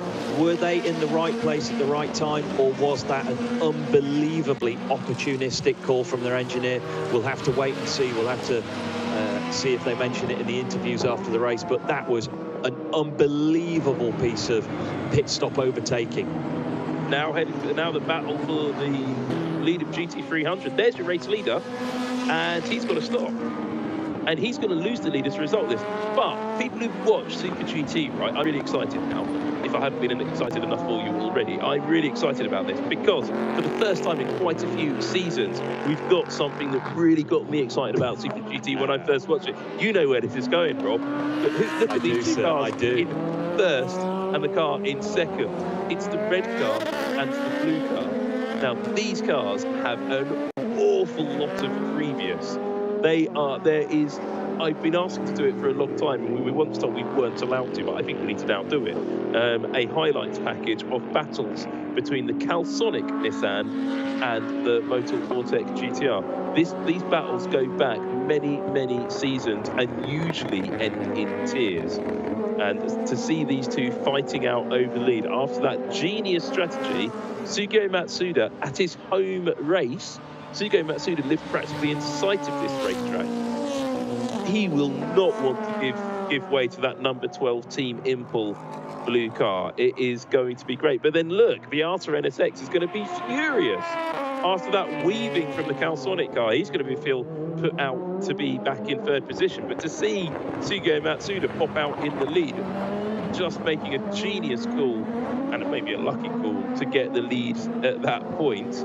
Now, here's crucially in GT300, look at the order of cars. Those cars who haven't stopped are going to lose out here, I suspect, because they're going to have to come to the pits at the end of this safety car period, and they will lose track position. That really plays to the Admix MC86, the Hitotsuyama R8, the Team Mac MC86 as well is quite well placed.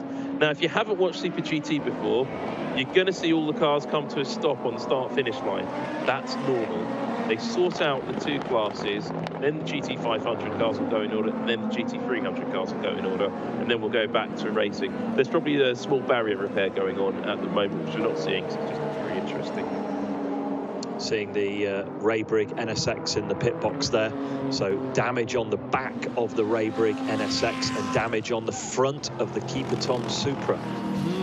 What could have gone on there, Sam?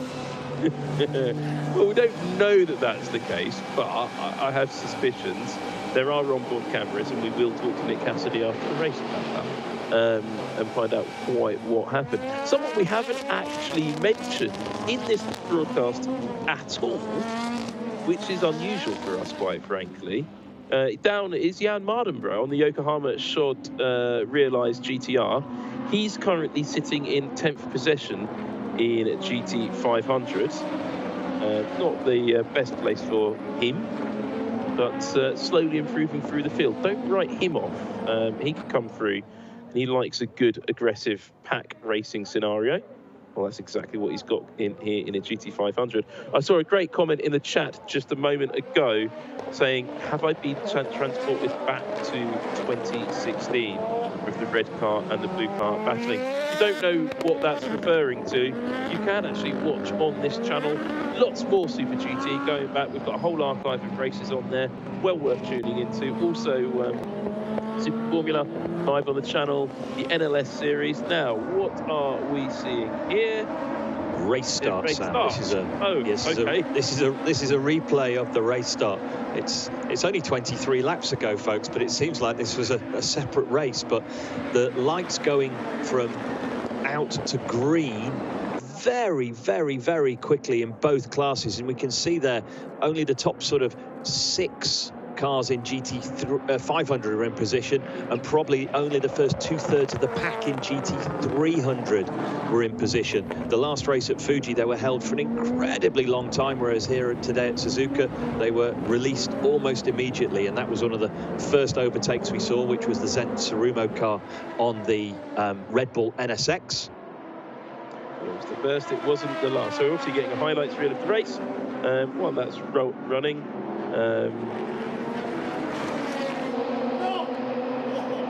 I saw a question come in about the cables being attached to the cars at the pit stop. So as the cars come in, one of the first things that the crew will do is attach an earth wire. So before the fuel rig gets attached, the earth wire is attached, and then as the fuel is finished, then they'll do the second pair of tyres. So normally when the cars come in, they'll do one pair of tyres, earth wire gets attached, then fuel, then the second tyres. And of course the only thing they're allowed to do whilst the fuel is going in is the driver change. Well, welcome to the channel, Jerry Muir. It's great to have you all joining the channel. So while we've got this highlights reel, I'm going to have a quick rattle through some more of these questions. Johnny Hot Sauce asks, a question for me. what effect do I think that Honda leaving F1 will have on Super GT and Super Formula? Do you think that decision was at all influenced by Honda's troubles in Super Formula? No, I don't think it had anything to do with Super Formula, that Honda has decided to take a break from Formula One. I don't think leaving is the right word for what's happening to Honda in Formula One. And there's a car that had a puncture earlier in the race, which I think indicates the future direction of Red Bull's engine supply, Red Bull leaving Honda. I think Honda will be very much back into Formula One in 2025 or 2026 when the new technical regulations are introduced for low carbon or zero carbon power units in Formula One, and that should see them come back with a bit of blast. Some comments coming in from our producer, which I shan't read out on air. So Jeremy J says the weight penalties in this series are very harsh, in his opinion. Jeremy J, they may be harsh, but doesn't it give us a great show? I think it works brilliantly.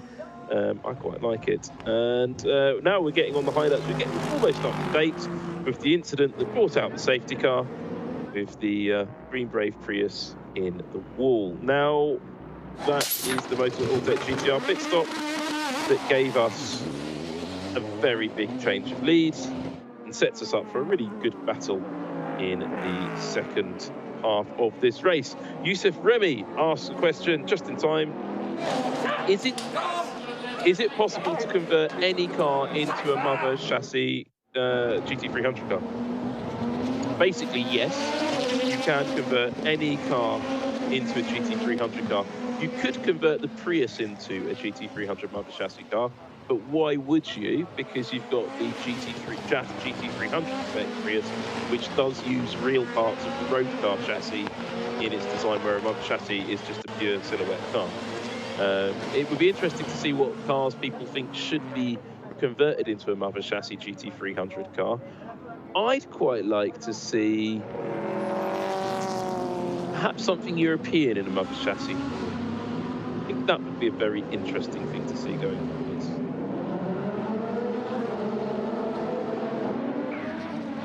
Of course, the pit remains closed currently during the safety car, so these cars are being held out on track. All the action on track, nothing going on in the pits at the moment.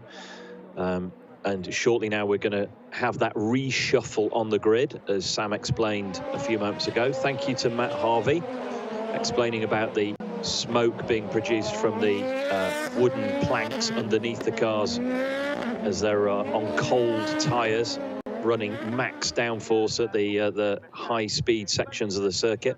Remember, when a tyre is cold, it's not only the surface of the rubber which is cold, it's the carcass of the tyre, and the tyre will grow as they get up to temperature and pressure, so keeping the cars at the correct ride height. A car like a GT500, incredibly sensitive to aero, and yeah, it's the performance of these cars very similar to an LMP1 from just a few years ago. I'm all forward bulls. Thank you very much for joining the channel and hitting like and subscribe. I'm gonna talk about some of the stuff coming up on the-race.com. Probably usually at this point of the race we'll talk about podcasts. There's some very good podcasts on the-race.com. I personally like the Gary Anderson technical one and the Hidden Voices one with Claire Cottingham. Bring Back V10s is quite fun, just to hear Ed Straw say the word DJ. Is that, and this is a replay of the Up Garage car? Is it still just abandoned out there? Yeah, I think it's, I don't know what they're expecting it to do. We saw the driver running off at about 3 laps in, so unless it develops or some form of autonomous driving, it's going to remain there till somebody goes back, turns it on and drives it away. If only people could come up with a sort of insect-related nickname for a black and yellow racing car. Couldn't think what that would be. Okay, the pits are now open, so I wouldn't be shocked to see a flurry of GT300 traffic coming down pit roads. But I think they might have opened the pits at the wrong point, because we should be getting the shuffle momentarily. Or we may not have seen the shuffle because we were watching that long highlights reel. Indeed, yes. Okay, that makes sense. Yes, I was just thinking that as the cars came up into Spoon Curve last time round. Yes. I had one of my pauses that I do when I'm sort of trying to either think or do maths. And yes, it looks like we've seen the shuffle, because there you can see clearly we have 15 GT500s followed by a snake of GT300s. So they have been stopped, they have been reshuffled, and now the pits are open for any cars that haven't made their race as we come up to their pit stop as we come up to half distance in the race, Sam. Yeah, absolutely. We're looking at half distance in this round 6 of 2020 Super GT season, live and exclusive on the-race.com from Suzuka. There is your GT300 running order. Those cars without the blue blob and a number next to the name have not yet made a pit stop, including this car, the Gainer Tanax GTR. Now, they're facing a little bit of a dilemma. Do they come to the pits, change driver, get a bit of fuel, change tyres, get back going, and give up all of that track position and have to fight back through?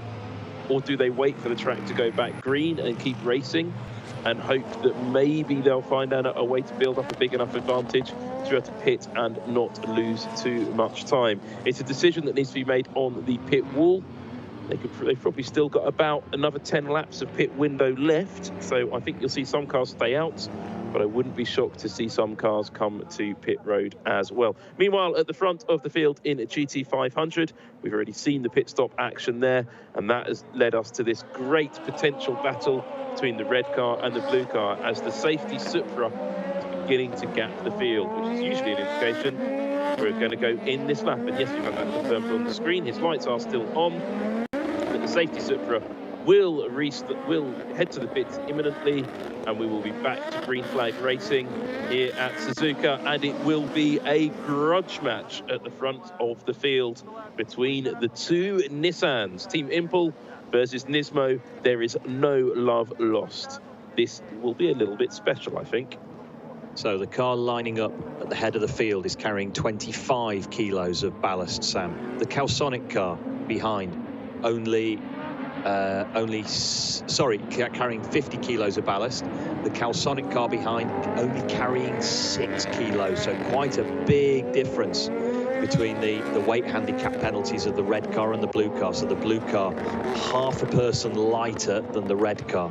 The Arta car lining up behind, that has 32 kilos of ballast, so almost in the middle of those two. This is going to be a great battle to watch. We see the drivers now coming down towards the 130R, moving the car from left to right, accelerating and braking, and Sugeo Matsuda now trying to find the right moment to make the break, to try and break the Calsonic car behind, or else he's going to be very susceptible to an overtaking move down into turn 1. Kyomine in the blue car, Team Impel, Sugeo Matsuda, home race in the red car, coming out of the final chicane. His foot is down. Matsuda leads onto the start-finish straight, and the blue car is in a tow. This is looking like a private battle because Niro Fukuzumi in the Arta NSX wasn't quite on it, and it could be a Nissan 123 any moment as the Craft Sports number 3 GTR gets a very good restart on the Arta NSX. Arta NSX fast asleep there, but a good restart from Matsuda, and that will be GEO now behind, won't it, putting the Arta NSX under pressure. It certainly is. The famous Australian driver certainly would have been tuned into the Spa 24 hours. Racing normally contests, but it obviously with the calendar changes this year, not possible to do both. Now, this is a crucial decision in GT300. The Subaru is in for its fuel and driver change. In fact, it's happy hour in the pit lane for the GT300 cars as we expected. But take a look at the cars who haven't stopped. The realised GTR and the Gainer Tanax GTR, that's both of the Toyota Priuses, Prii, in the pits as well for their stop. And now look, and you can see the order just exploding on that graphic there. I was thinking to keep it up a little bit longer because we would see how much that's changed. Sugeo Matsuda, though, making a bit of a break for freedom from the Team Impel GTR as the Subaru leads to the pits after a routine pit stop. They've got a huge amount of work to do. The Aston Martin was in, the 360 sports car, Also in, that's one of the J-Lock Lamborghinis. That is, looking in the background, I think that is the Mario Nitta in the K-Tunes car having given over. In the Lexus, that was the pole-sitting car. Or is that the, can't quite make it out if that's the Petronas car that's in back. Now, the keeper Tom's car under pressure from the Cahin NSX. The race order in GT300, GT500 is all over the place as the Cahin car is in the gravel, and it's there's a drive-through penalty has been awarded to Hirakawa and Cassidy in the keeper Tom's car, and I'd be astonished if that wasn't a moral hazard penalty for that contact, we think, with the Raidring NSX earlier in the race. Yeah, we didn't see it on screen, but we saw damage on the front of that car. The Cahin car took a fast trip through the gravel there, but as you rightly said, Sam, here we see Jan Mardenborough on a charge as we cut back to the BRZ. He's recovering from his pit stop. But you can sort of tell when Jan Mardenborough's in the car, because the car suddenly looks more aggressive and darty and a little bit more like a Welshman's driving it on a country lane in the wet. Yeah, the car looks like it's being driven by an angry Welshman. There we go. That's high praise indeed, Sam. Indeed. Well, it is being driven by an angry Welshman. Well, up at the front of GT300, the Hitosuyama Audi and the Advix 86, they're still locked in battle. This battle's been going on since lap 1 between these two, and they haven't really resolved it. They've swapped around a little bit, as we're seeing. There you go, the Hitosuyama Audi getting past around the outside of the Advix 86. And that's not done by far, is it? They're going to keep going through many more laps to come. And that is the battle. So many cars in Sorry, Sam. So many cars in GT300s that we just haven't mentioned. Have we seen the Hoppy 911 today? Nah, not really. We saw the Aston Martin for the first time leaving the pits. The J-Lock Lamborghini Huracan. There's so much action in in the GT300 and indeed the GT500 series. We just haven't got time to get to all the cars. Well, I mean, talking about that action, here is some action. So the Modulo NSX now on the tail of the Craft Sports GTR, Chio at the wheel. Don't forget, just a couple of laps ago, Chio was all over the back of the Alta NSX, lost all of that time. Was it in traffic, or is that car just not cycling in those, the Michelin tyres on that car quite as quickly as expected? And that's opened up the door for the Modulo NSX to get on the tail of that white GTR. Meanwhile, the orange and black NSX is working. Niro Fukuzumi at the wheel of that is chasing off down after Hiramine as the keeper Tom's Supra comes in for that drive-through penalty, and the Prius is getting in the middle of that battle. I remember when we were talking at Fuji-san about how much time a GT500 car can lose in traffic if it gets balked by a GT300 car, and it was up to 5 seconds at Fuji. It's going to be very similar around here. It could even be more around here at Suzuka if you get balked nastily through that first section or through one of the quicker sections. 5 or 6 seconds, and so for Chio's lap time to fluctuate as it does, I would say probably simply a case of traffic, wrong place, wrong time. Well, we had a brilliant graphic example of that from Yuji Sekaguchi there in the AU Tom Supra. He got held up by the Prius, and that has opened up the opportunity for the Zen Tsurumo car to get right on his tail, and he's now going to have to defend all the way down the west stretch towards 130R. He's doing the fastest section of the circuit. They then come into the fastest corner on the circuit, one of the fastest corners anywhere in the world, in fact. So the 130R, very similar to in profile to Blanchimont at Spa. Zen Tsurumo car looks down the inside of the AU Tom's car, but no way through there. Yeah, doesn't get it done. I didn't think that move was on, actually. Ishihara and Sekaguchi race each other on a regular basis in the Super Formula Championship. Hit like and subscribe. You will get the not just Super GT updates directly to your YouTube inbox, however it works. You'll also get Super Formula. You'll get NLS, which is the Nürburgring Endurance Series. You'll get British GT, I think, and you'll get lots of other nice things as well. As our I've missed something in the chat quite clearly. I'm going to leave that one with you, Rob. But just to remind you, everyone, that we've got all sorts of great stuff coming up on this channel. Something that's great coming up is this battle between these two cars, because it looks to me that the blue car is beginning, Hiramine is beginning to close again back up on Sugio Matsuda in the Motorsport GTR. 22 laps to go. This is far from done. Sorry, Sam. This is far from done. And as we saw, it could be simply a case of a battling pair of GT300 cars, which these cars, boom, they're into now. It's all to play for. Well, there's the Aston Martin, so they've got that big pack of GT300 front runners just coming up to them, and they're the harder cars to pass.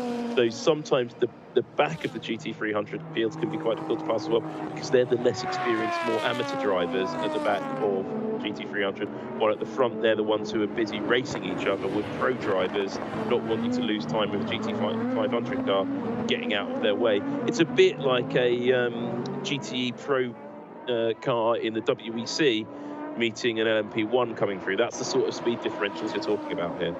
Yeah, absolutely. I was thinking that earlier in the race, because a GT AM car, very similar in lap time to a GT3 car, so the GT300s and these GT500s cutting past, as you would expect to see an LMP car doing against a GT car. Well, this great Supra versus Supra battle continues.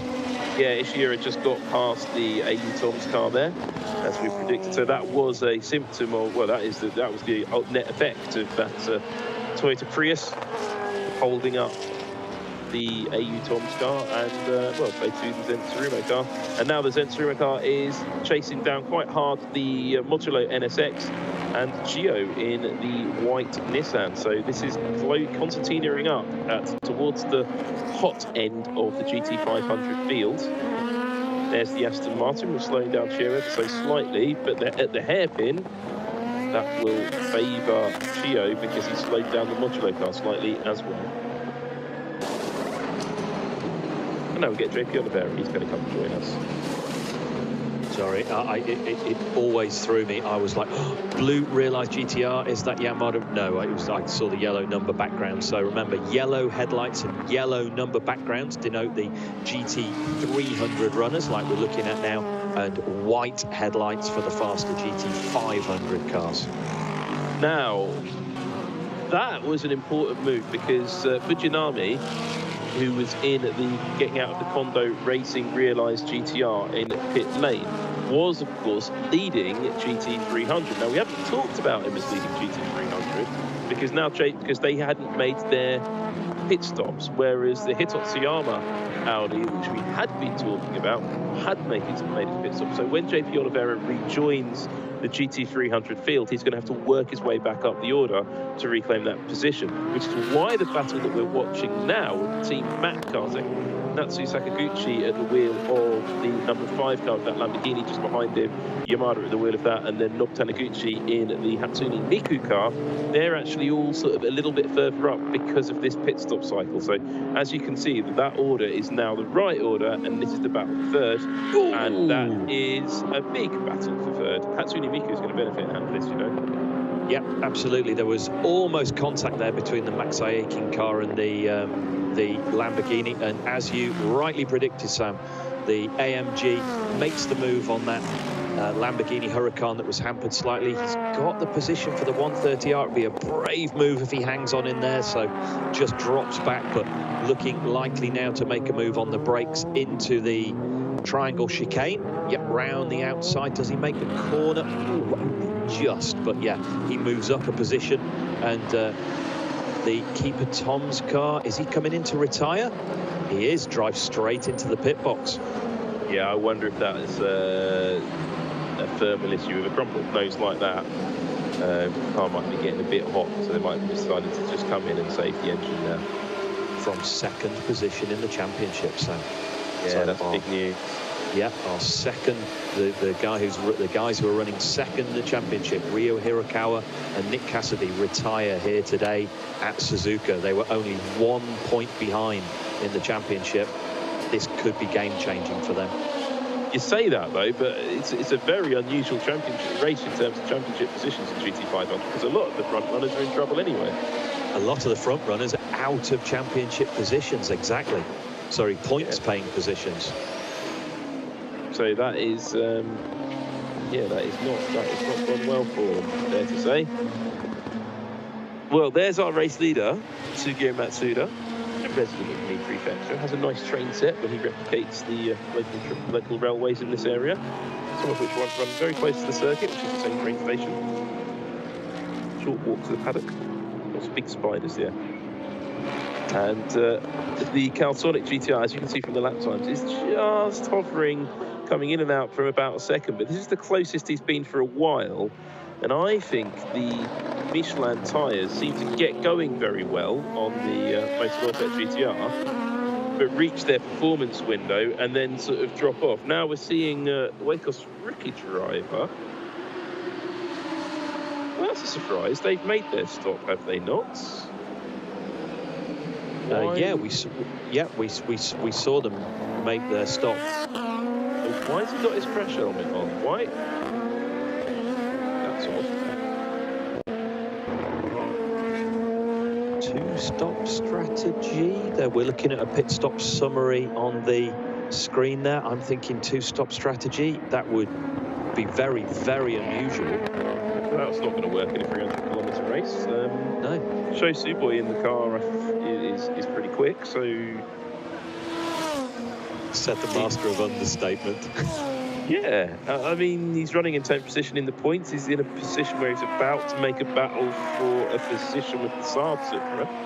So it's very odd to see the other driver ready to take over. Yeah, I'm not sure what Oshima was doing. Maybe Oshima just likes wearing his crash helmet.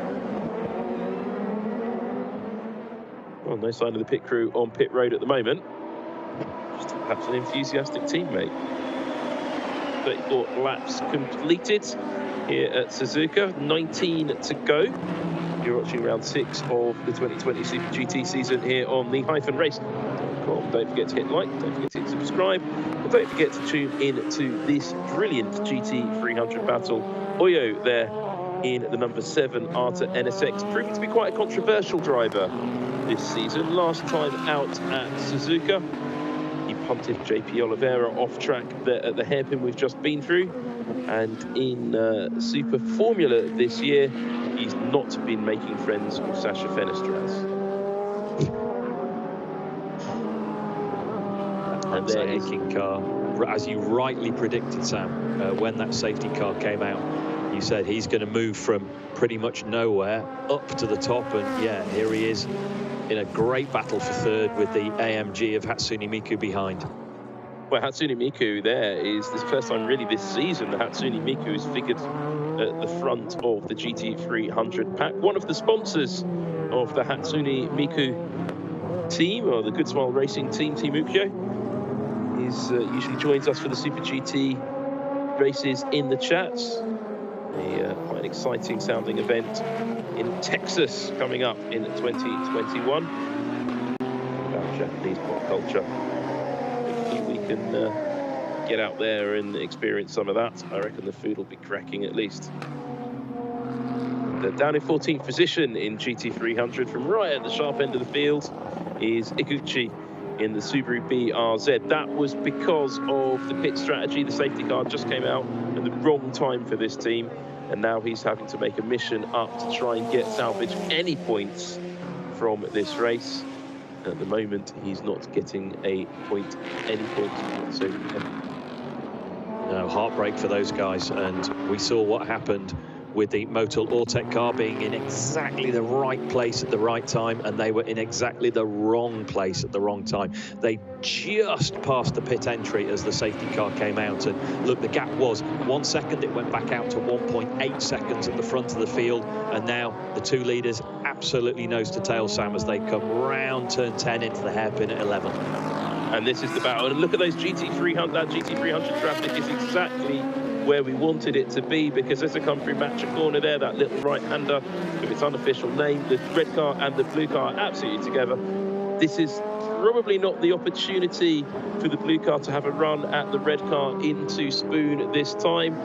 He will get a tow down the west stretch, and with all those GT300 cars in the way, a little cheeky opportunistic move could work out here. But a poor exit from Spoon on the Calsonic car. He's got that tow now, so they're going to have their feet down.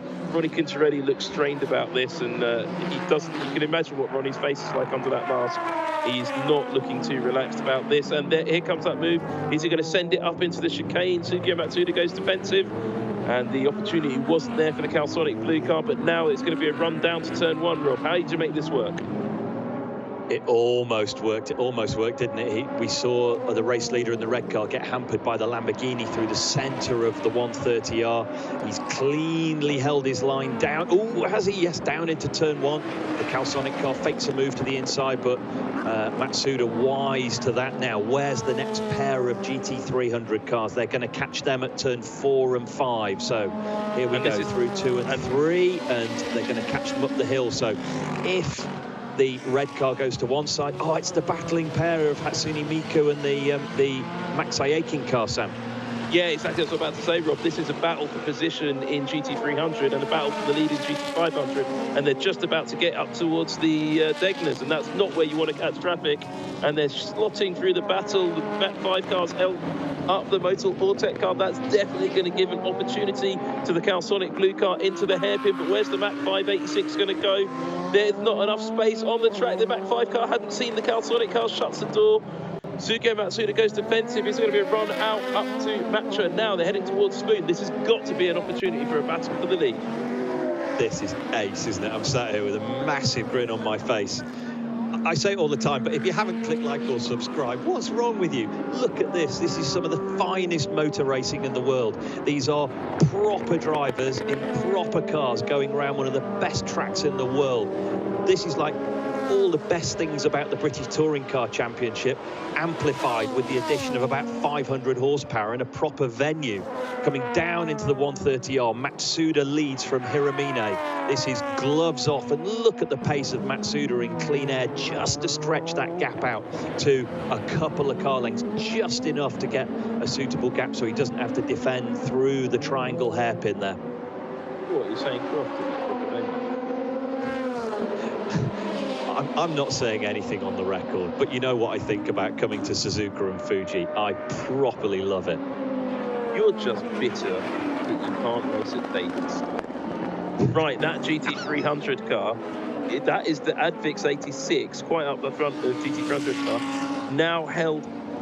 Ooh, now he's held up both of them, so that's equalised itself out there. But further back in GT500, there's more Suzuka battles with the Lexus getting in the way as well. And there, for the first time, is the Leon Mercedes. We've barely spoken about that car.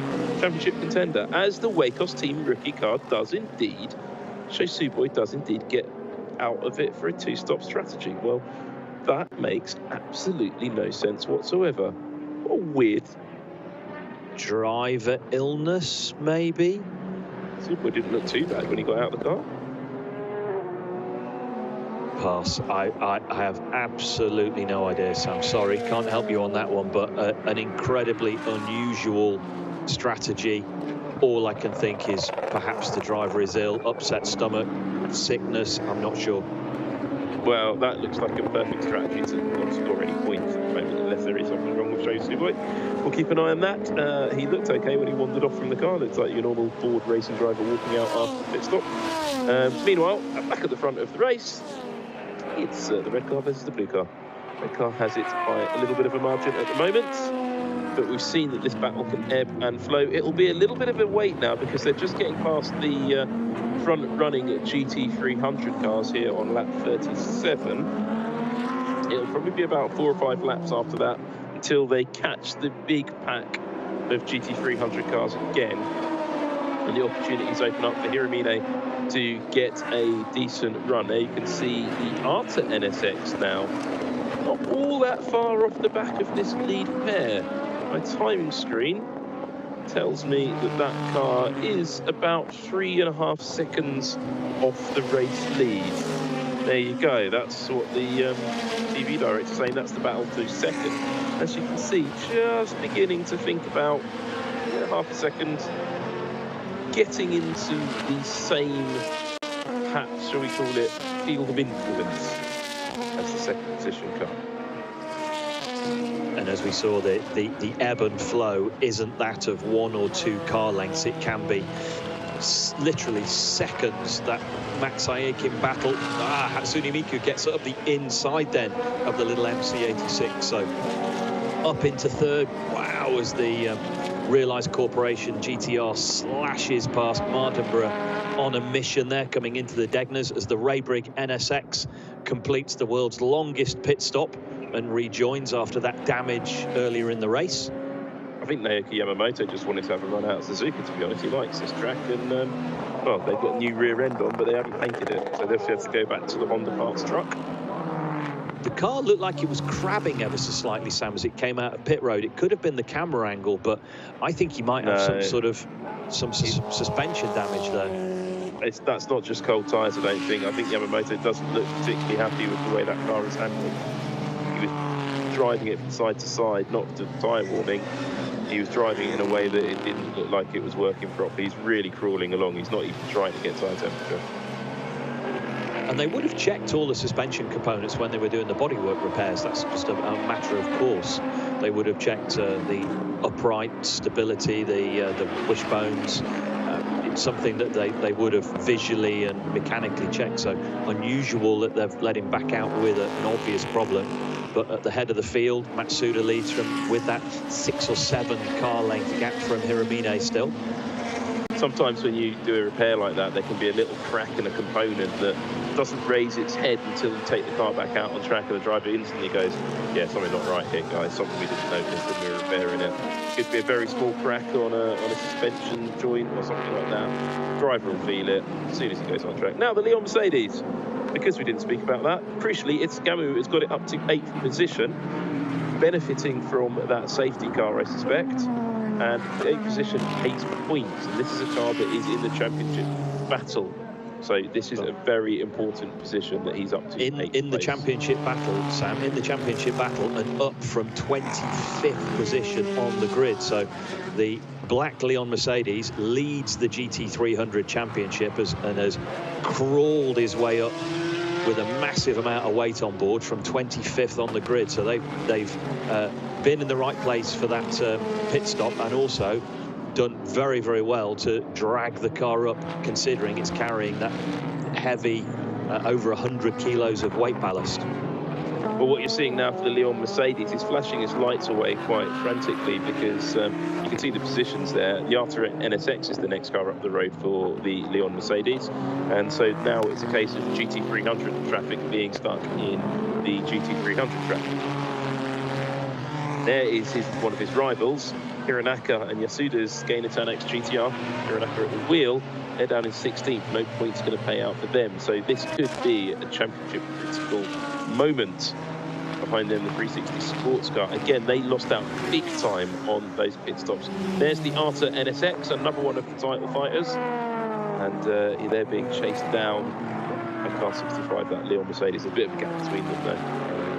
See it in a moment.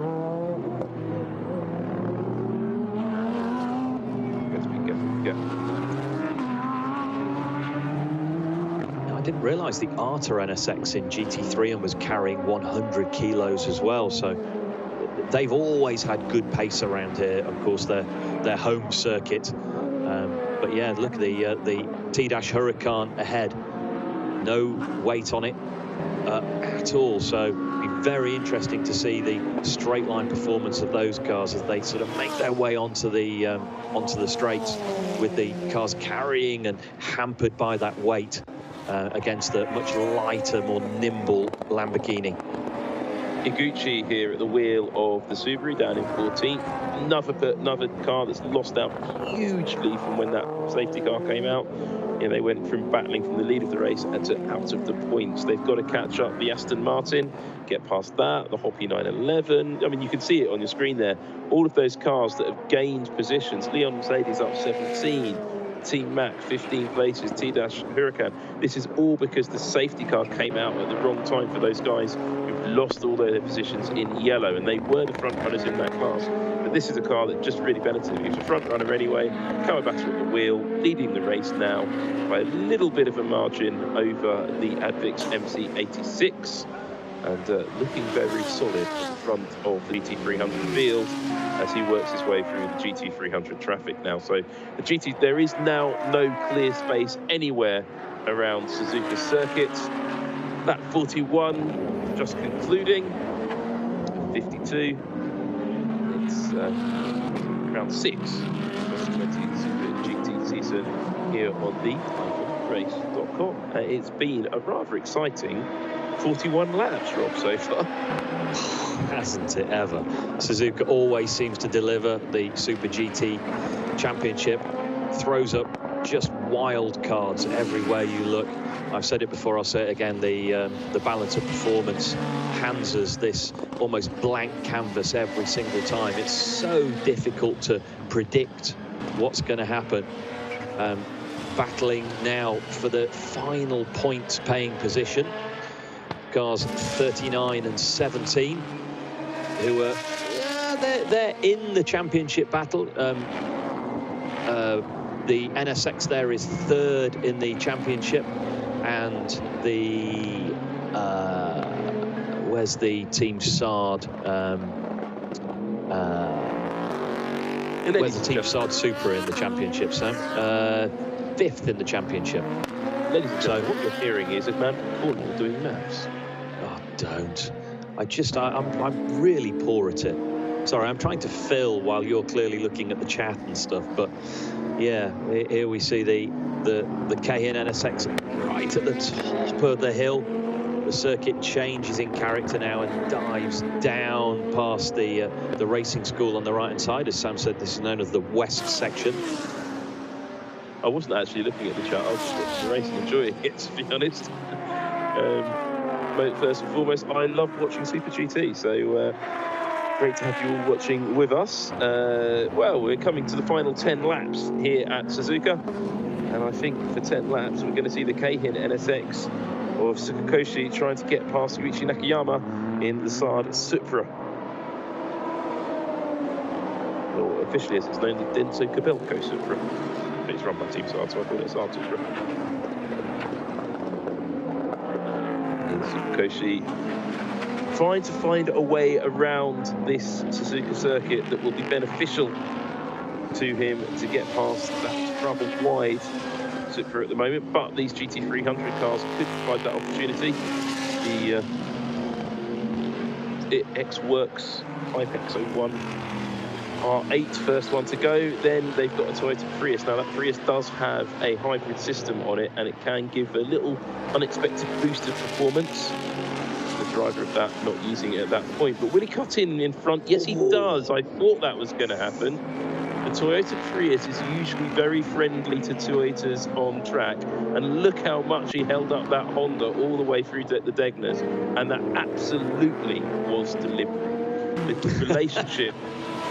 The relationship between the APR team who run those Priuses, Free-Eye, and the Works Toyota Gazoo Racing Organisation, or TRD, in Yokohama and Higashi Fuji is very, very close indeed. To once on the previous car, the APR team needed some new brake calipers, and they went into the Toyota Museum, I believe one evening, and those museum cars no longer had brake calipers the next morning. The driver of the GT300 Prius there is already practicing his lines of, oh, I'm sorry, you were right in my blind spot. Yeah, whatever. Now, something you saw on your screen when I was talking about Pilford brake calipers, which is not their sentence I was to say this morning, is the Arta NSX on your screen. And look how close he's getting to the Calsonic blue car, which is very, very close indeed. But Ronnie Quintarelli, well, not Ronnie Quintarelli, the car, it's Suzuki Matsuda, is a little way up the road. But this battle for second position, I think, is about to get Wasabi spicy. And how spicy is wasabi spicy, Sam? Very spicy indeed. The Arta NSX, our pole-sitting car today here at Suzuka, shown great pace all weekend. And he's closing that gap down. It's come down from over a second and now in traffic down to less than half of that as they pass the control line at sector 2. So all eyes, including Nigeria's teammate there, on the performance of that Honda as they come up to the top section of the circuit at turns 13 and 14. Just looking at the lap times, Rob, the last lap for Sugio Matsuda was a 53.1. The last lap for the Calsonic Blue car was a 52.5. For Kazumi in the Arta NSX, a 52.6. And Chio did a 52.2. We could be about to see a four-way fight for the lead. The grandstand finish, the favourite of all my finishes. Really? I like the last corner finish. Where's the highest you finished in a Super GT race, Rob?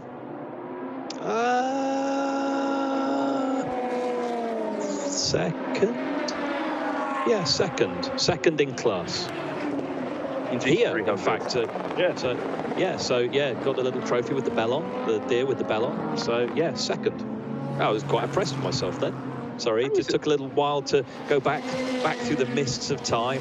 We were racing in black and white back then with wooden wheels and tyres. They didn't have engine, they had horses. Well, speaking of horses, they wouldn't let you switch on something that complicated. But there you can see the gap coming down from lap 39 down to lap 43. So from nearly 3 seconds on lap 40 to lap 43, under a second. That's partly down to the GT300 runners getting in the way. But look, the craft sports car of Chio is catching the Arta NSX, which is catching the car in second. There's Hatsune Miku in third in GT300, which ruins the narrative of what I was about to say. But he is also hunting down the MC86 just ahead of him, which you'll see. And there's the narrative the TV director wanted me to talk about, because that gap's coming down much, much faster. And we're going to see a great battle. With 9 laps to go, we're going to see a great battle for second position in GT300. It's been a really long time since we've seen Nob Taniguchi on the podium as well, Sam. He'll be pushing incredibly hard to take that position away from the little MC86 ahead of him. Yep, all over the curbs as he comes through turns 3 and 4. Pushing really hard. And interesting to see that in the latter stages of the race now, the FIA GT3 cars really being able to turn on their tyres and continue to bang in those quick lap times. Previously, when we visited Suzuka, it's the smaller, more nimble cars have held the advantage, but no, not today. The big AMG from Alfalta back hunting down the MC86 ahead. Where Anime Matsuri is jumping up and down in his seat in Texas.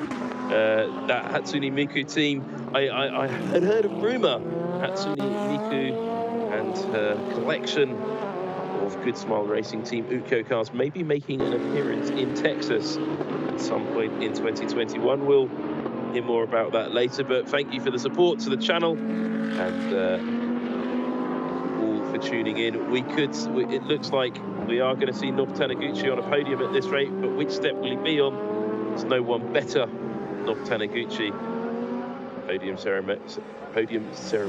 But the Advix MC86 is not passed yet. But here's Mr. Chio. There's the Arta NSX. Just in front of them is the Calsonic car. This is the battle for second, third, and fourth. Where's Sugio Matsuda? I don't think he's much further ahead of this back. Yeah, you saw it there. That is first, second, third, and fourth in this race. And fifth position is also coming into the picture, and those girls look just as excited as I am in this tense battle, and they're really talking excitedly about it under those masks, I'm certain. Yeah, they have no idea what's going on. They've just turned up for the podium ceremony. They're like, oh wow, this looks quite exciting. And yet they'd be absolutely right. Look at that, the top 4 runners all in the same picture, with Chio-san on an absolute mission there in the black and white Nissan to get ahead of the Arta NSX to get on that final step of the podium. 8 laps to go, Sam. You talk about the final step of the podium, Rob. Chio's never won a Super GT race in GT500. He's not out of the question for doing that here. No, that's the thing. If there wasn't that element of lappery, you'd go, yeah, Sam, well, now 7 laps to go. He's not going to do it. But a battling pair of GT300 cars in the wrong place at the wrong time, Gio could be right in the mix here. It's genuinely doable. And look at this. As I say that, there are 2 pairs of GT300 cars directly ahead of them now. And that is the 2 Petronas-sponsored cars, the Lotus and the Lexus RCF, and it's already taken a chunk out of Sugio Matsuda's lead, but will it make a difference? So this is Sugio Matsuda's managed to get past them. Now these three need to get past them. The blue cars got past. The Arta NSX only got one of them, and Chio got the pair of them into the Degnas. That's going to help the blue car, but it's also Chio's made a bit of an inroad on the Arta NSX. Look how much time he's made with that traffic, but he's still got to get past the Lexus RCF there. Did he see him going into the corner? Meanwhile, further back down the field, the Cahin NSX is battling with the Saad car through the snake, and you've got JP Oliveira and the Run-Up Sports 360 car. Bit of needle between them from last time here. And, well, there's JP Oliveira, there's the Run-Up Sports 360 car, there's the Saad Supra, and there's the Cahin NSX trying to get up the inside. There's no space there. There is a photographer, and there's the Koshi. I do say sometimes, you know, in a traffic situation like this, when you're following somebody closely, if they gamble right, I'm gambling left, and that was a classic situation of that. Well, tonight I'm going to be driving back through the Dartford Tunnel, and the track, there'll be less traffic than there is on track right now. And look at this, Chio already right on the back of Fukuzumi as predicted. He's on for a podium here, but can he get up the inside? Well, he's got 6 laps to do this and not lose any time, because they can get a better position as well from the Calsonic car. And it could be a Michelin Shot Nissan 1-2. But Sugio Matsuda must be looking in his rear view camera. It's not a mirror, actually, it's a camera, and he will be pulling a face just like those 2 girls in the back of the garage. Really tense and worried that, you know, he's going to lose position here. The Leon Mercedes now holding up Chio. Look how much time it cost him coming out of that through the snake there. That has really hurt Chio. Oh, he's going to be an angry little Australian in there. I think it's really unprofessional when commentators take the side of one driver, so not wishing to let the side down. Come on, Chio. 6 to go, son. Push on. I'm just cheering on for the fans. I want them all to catch actually up the red car, and then we have a 4-way scrap for the win at the end on the final lap, which in Super GT terms is entirely expected, which is why I really enjoy this motor racing championship. And we've cut to Hatsune Miku. Nob Taniguchi is still hunting down Kotaka in the Advix MC86. Looks like the front of that Mercedes might be coming loose though. That's what they're saying to each other in the garage. Hence the concerned faces. And don't forget, that battle is still on in GT500.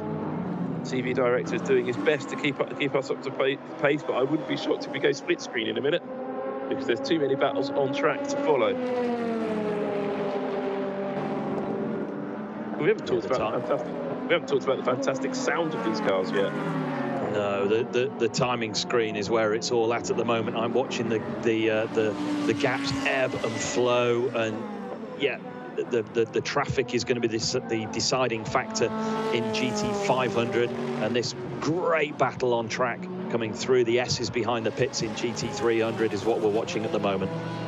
First to fourth in GT300, covered by a grand total of 3.6 seconds, which is, how much time did you say if you got the GT300 cars badly? How much time could you lose, Rob? Yeah, I reckon about 5. Yeah, so not done by any shot. And as we see, with these 2 cars battling for position on track, I'm just wondering where the GT500 leaders are at the moment, as they are not. They should be about to approach the big pack in GT300. Just look at the hairpin. You can see the big pack coming up to the hairpin behind them. The GT500 cars are not there. Do you think those girls are going to hold that expression, that pose, all the way to the end of the race? I believe they're paid to hold it from lap 1 onwards, Sam. Well, there you go. Hold that expression. Well, this battle will be resolved at some point in the next 5 laps. Will Hatsune Miku get past the Advix MC86? We'll find out here on the -race.com. Won't be 5 laps for these guys because it's 5 laps for the GT500 cars, and it's as many laps that are left in that time for these GT300 cars. As the Red Bull Mugen Honda gets past them, he's out of the points in GT500. But where is the GT300 pack, and where are the race leaders in the GT500? That's what we need to be keeping an eye on, as Taniguchi is getting very close to the back of the mother chassis GT86, which is getting a bit twitchy at the back. That is sure sign that the tyres might be crying enough, Rob. It's just a terrific battle here. It's really interesting looking at where the different types of car have a different advantage. The slightly bigger white and pink AMG, quicker through the faster sweeps, but the little nimble 86 there just holds the advantage in minimum speed. Look at this though, the Lamborghini, wrong place, right time for the Arta NSX and Chio, but in the wrong place for the Calsonic car. So here we have 2nd, 3rd and 4th. Now nose to tail, 4 to go. That is right, it's going to be a battle now. They are in this pack that I was looking out for. The Motorsport GTR Nismo car is a little way up the road now. He benefited from that traffic. Look, you can't see him. He's got past this, the Aston Martin. He's got past the Lexus. But the Calsonic car needs, Hiramine needs to go super defensive. The Kazumi goes a little bit deep into the corner. That opens the door for Chio. Look behind him, though. There's the Zensuruo car. That is another car into the GT500 car battle. And there they come down through the run-up to Spoon. And that Lexus was just in the wrong place. That's the K-Tunes Lexus, and didn't hold them up too badly. There's the Zensuruo car. Will he get held up by the K-Tunes car? I don't think he will. Exit a Spoon, he's just going to power past. And now that Zensuruo car, I wonder if Chio knows he's there. I'm sure he will have had a radio message, but I think he'll be surprised that he's got there so quickly. The Arta car really lining up Hiramine now as they come down. Hiramine going defensive into the chicane. The Arta car cuts back. This is going to be very tight down into turn 1. 4 to go till the end, and this is far from resolved. 3 laps now, so 3 to go. The Calsonic car could not be more defensive. Will the Arta car go around the outside? He's going to have a look. No, not quite late enough on the brakes. So they're compromising their line. Look at those GT300 cars in front. They're side by side. It's the Mach 5 car trying to get around that ever slow Mercedes. The Mach 5 car is holding them all up. That's bringing the Zen car back into the picture. Well shot. The Calsonic car goes around the Mach 5 car. Now the Arta NSX held up. Round the outside goes Chio. Where's the Zen car? Is he going to get through without losing time? No, he's not, but he's still just hanging on to the back of this battle as well.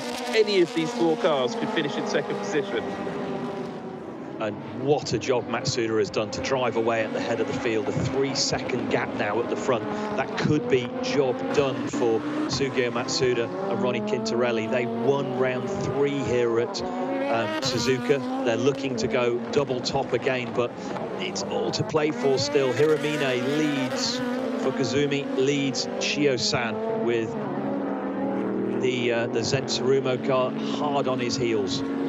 Well, you just saw Sugio Matsuda disappearing off out of the front of the picture. And I think with 3 laps to go, or less than 3 laps to go now, Matsuda, unless he has some terrible Kalamidot style mishap, he will be safely home. Roberto Kalamidot, the Formula 2 driver who seems to have Jan Mardenborough levels of luck. He's checked out at the front there. This could be job done for him. Up to 4 seconds now, the gap at the head of the field. But 4 seconds, 4 car lengths indeed, now covering 2nd, 3rd, 4th and 5th in the leading GT500 category. It is going to, I'm just trying to work out where they're going to be doing. the move. All the drivers are going to be. I mean, you've done this, Robbie. I mean, are you going to be? You're coming up. You've got almost no race left. Where do you decide to make the move? Particularly if you're Ishihara now, right on the back of Chio. Chio's gone defensive, but he knows that he can get a great position on the podium. But he's got to get the move done. Hardly any race left. Are you planning out where you're going to make the move, or are you just going all out for it? No, you're absolutely flat out at this point. This is qualifying laps on tyres that are right at the end of their life, and you're trying to factor in traffic like now. As soon as you get a chance, you're gambling on the opposite side of any sort of 50-50 opportunity. If they go right, you're going left. If they go left, you go right. But you are flat out. There's no strategy here. This is just 100%. Now there's the Advix 86. He's not getting out of the way because he knows Hatsune Miku isn't far behind. But these GT500 cars want to get past him through Matcha. That's going to create a great run down the west stretch for the Honda there. But Chio's lost a bit of time behind Hatsune Miku, as has the Zen Tsurumo car. That GT500 battle seems to have interfered with the battle for position in GT300, as the Advix car seems to have got a little bit of a gap back to Hatsune Miku. The Zen Tsurumo car, big loser there. He's dropped back a fair bit, so the battle now for second seems to be just these two. But look at those GT300 cars just at the wrong point as they come into the chicane, and there's no space on the track. It's a rolling roadblock of GT300 cars, and they split them. Chio's cut his way through. He's been hampered ever so slightly, and here we go. This is what we were talking about. They're going to go 50-50 round the outside, and it's the Arta car that makes the move to the right, the Calsonic to the left. I'm speechless. That is absolutely brilliant stuff. Last lap here at Suzuka. Wow, Super GT delivers another absolute belter. Look at those GT300 cars. It's the Prius, hard to pass, and one of the other Gainer Tanex car. And it's the Calsonic car pass first. The Arta car gets held up slightly. He's still got to get past the Prius. Will the Prius do the normal Prius thing of chopping up anybody who isn't a Toyota? We'll see. He's holding up the Honda, then gets out of the way, realises there's no Toyotas in that fight. Now there's Chio going around the outside of the other Nissan. It looks like the Zen car's out of it. Yes, he is. The battle for second now. The Nissan is a bit too far ahead of Fukuzumi, is he? There is your race leader, though. We've hardly spoken about, though. Tsugo Matsuda comes up to the hairpin for the final time. He'll be happy with winning this. Home race victory for him at Suzuka. I can't remember the last time he did that. There is second position. It's the Calsonic blue car, followed by the Arta NSX, followed closely by the number 3 Craft Sports Nissan, driven by Chio. Now into Spoon for the final time. It's the number 23 Motul Ortec GTR from the back of the field after crashing yesterday in qualifying. He's just got the west stretch, 130R, the chicane, and there he will be seeing the sparkling sake on the start-finish line, and that will be one very happy model railroad enthusiast. Wow. Sugio Matsuda's second victory of the year at his home circuit. They won here, of course, back in August, coming through the triangle chicane for the final time. Hats off, ladies and gentlemen, our winners of Suzuka Super GT. It's this man, Sugio Matsuda, and his teammate Ronnie Quintarelli. That was a very unexpected win. But second position, it's a Nissan 1-2. It's the Calsonic blue car. The Honda is third. That's comes in fourth position. No podium for Chio today. The Zen car couldn't get it done. Winning in GT300 is Hitotsuyama R8. Second position was the Advix MC86. Third, a very popular podium for Hatsune Miku with the Mercedes. And this is going to have some pretty serious championship implications, I think, Rob. I haven't done the maths. I'm not going to do the maths. That was nuts. 52 laps, Sam. The top 5 cars covered by 1.7 seconds. How many other motorsport championships in the world, indeed cars or bikes, can claim that after 52 laps of predominantly green flag running, they get 1.7 seconds cover the top 5? Absolutely blinding.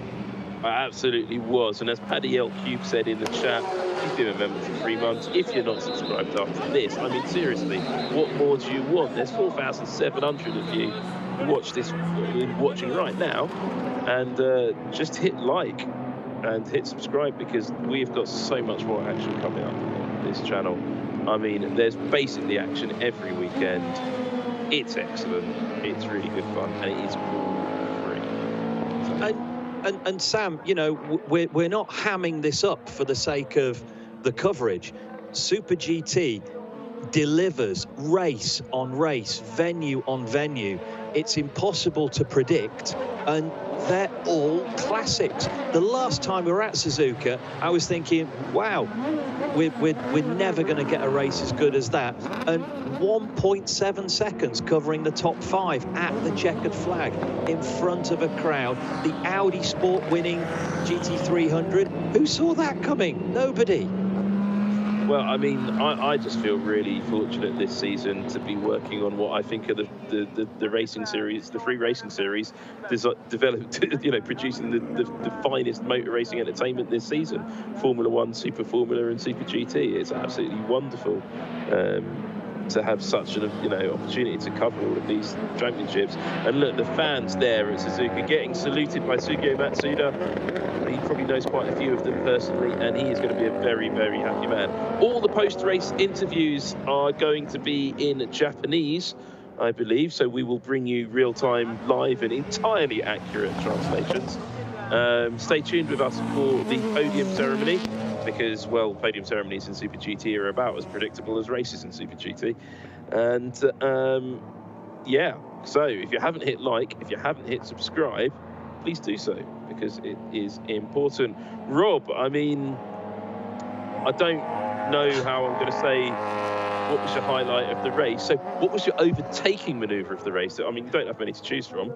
Yeah, no, my overtaking manoeuvre of the race was the overtaking of almost the entire field via whoever had that incredibly canny pit stop call of the Motul Ortec Nismo team here.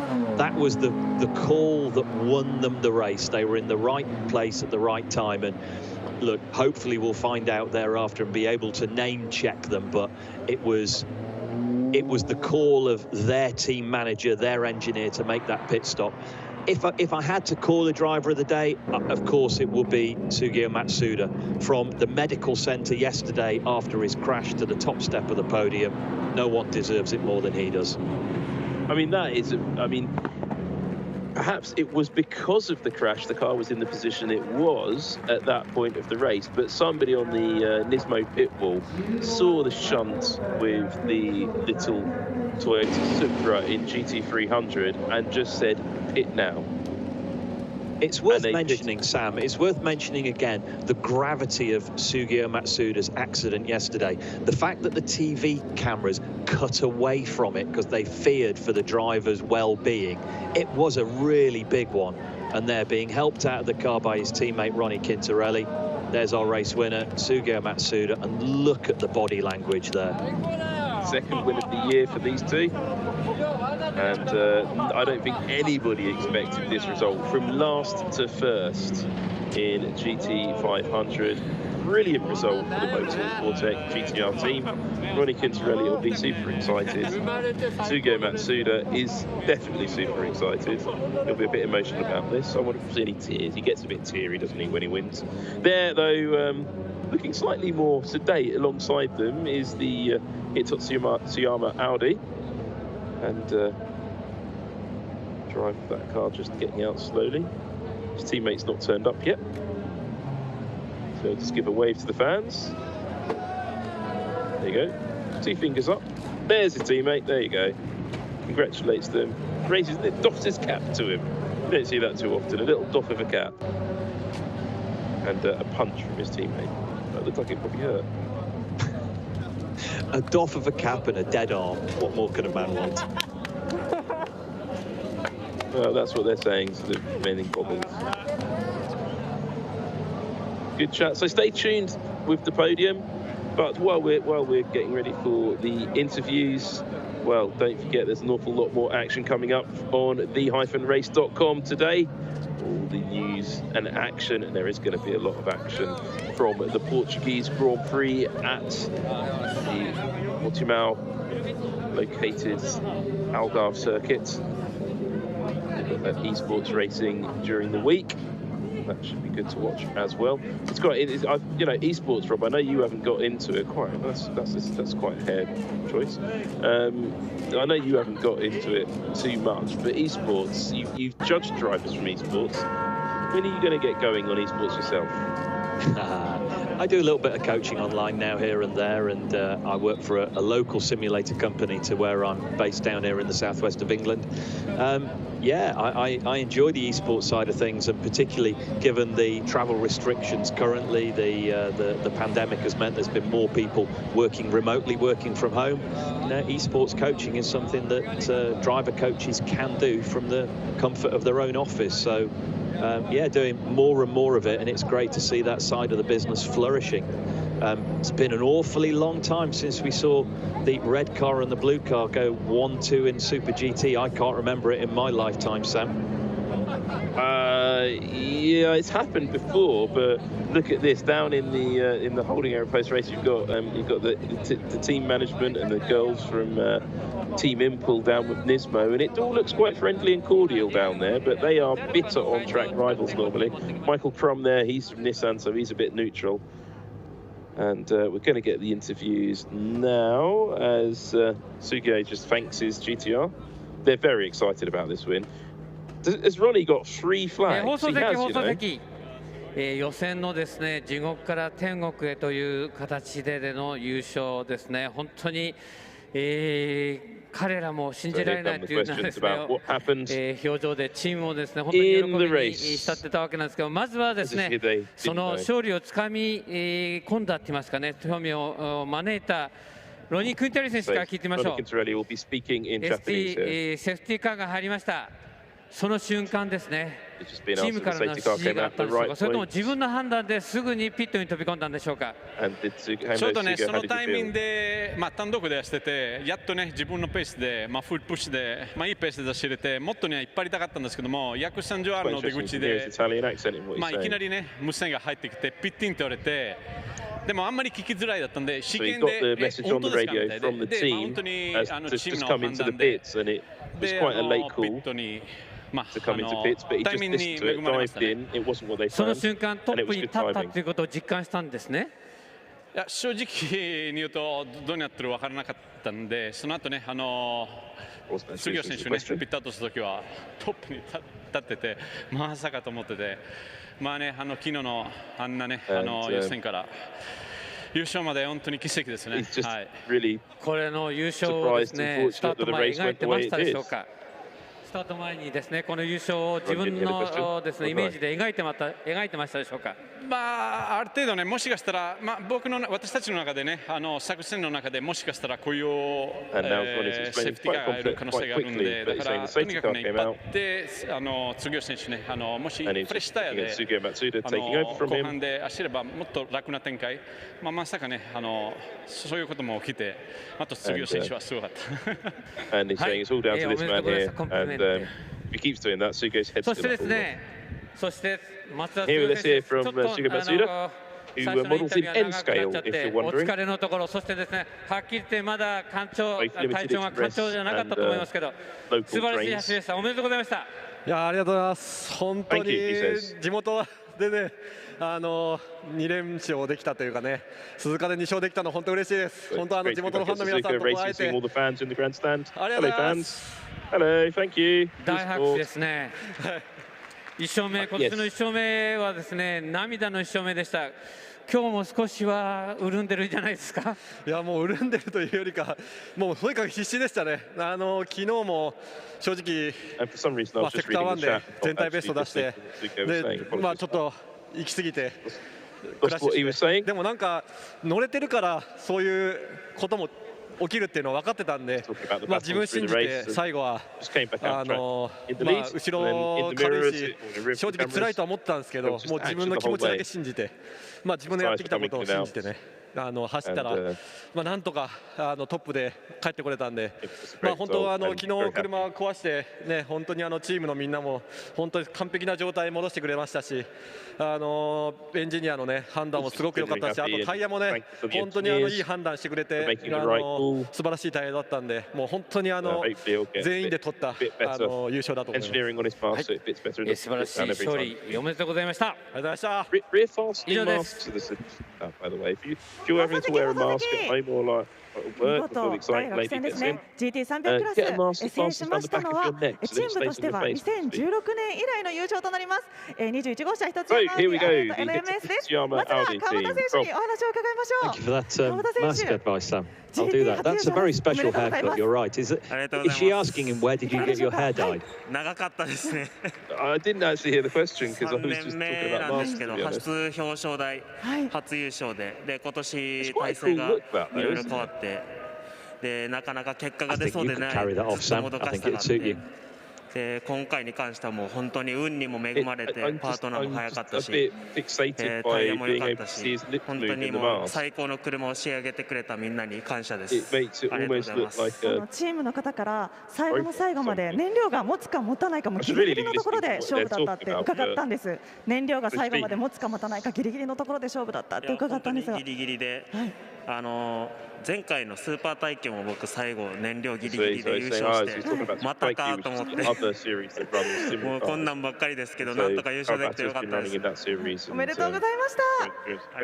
さあそして近藤選手もなんと見事 GT 初優勝ということでおめでとうございます。いかがですか、振り返って。まだね実感はないんですけど、本当に川田選手がトップでチェッカー受けてくれて本当に嬉しくて、本当にいい車をねチーム仕上げてくれて、気持ちよく走りましたし、いい週末だったと思います。ありがとうございます。お客さんの前で嬉しい初優勝となりました。改めてお客さんに、ファンの皆さんにですねメッセージをお願いします。今日は皆さん最後まで応援ありがとうございました。Thank you to the fans for coming to Suzuka and watching, and thank you for the support, which is pretty much what they say in every single interview after the race. There you go. はい、おめでとうございました。以上です。 Thank you, says the lady excitedly. But we're not done yet. We're going to have a podium ceremony. Still time to hit like, still time to hit subscribe, still time to leave comments in the comments, because that's how that works, or the chat. Oh, is that how you do it? You leave comments in the comments bit? Rob, here's a race. Tell us what happened. Wow. So all those laps ago, 52 laps ago, the lights went green very early. We saw overtaking. Saw lots of overtaking. We saw Kondo-san getting very excited. This was the pole-sitting K-Tunes RCF Lexus going backwards off the start. We saw them gradually drop down the order. The little Subaru was there at the front initially before then getting hampered by that pit stop. In GT500, the Calsonic car that went on, he was at the front all the way through the race, wasn't he really, Sam, the Calsonic car, as was that car, the Zent car. They've shown good pace all weekend. Absolutely. Just, this is the accident we never saw that mullered the back of the Ray Brigade SX, and that's the car that didn't send mullering. Nick Cassidy, the culprit, but without having seen the shunt, it's hard to put the blame on. This was a crucial incident in the race, though. The Saitama Toyopet GR Supra ended up in the wall, which brought out the safety car. And just as the car hit the wall, a team radio message went out to Ronnie Kinstrelli to come in and hand over that car to Suge Matsuda. He's saying good call. Michael Crum saying good call, and it basically got them the race result. And there was another crucial move for GT300, the Hitotsu Audi, going back to getting around the outside of the MC86.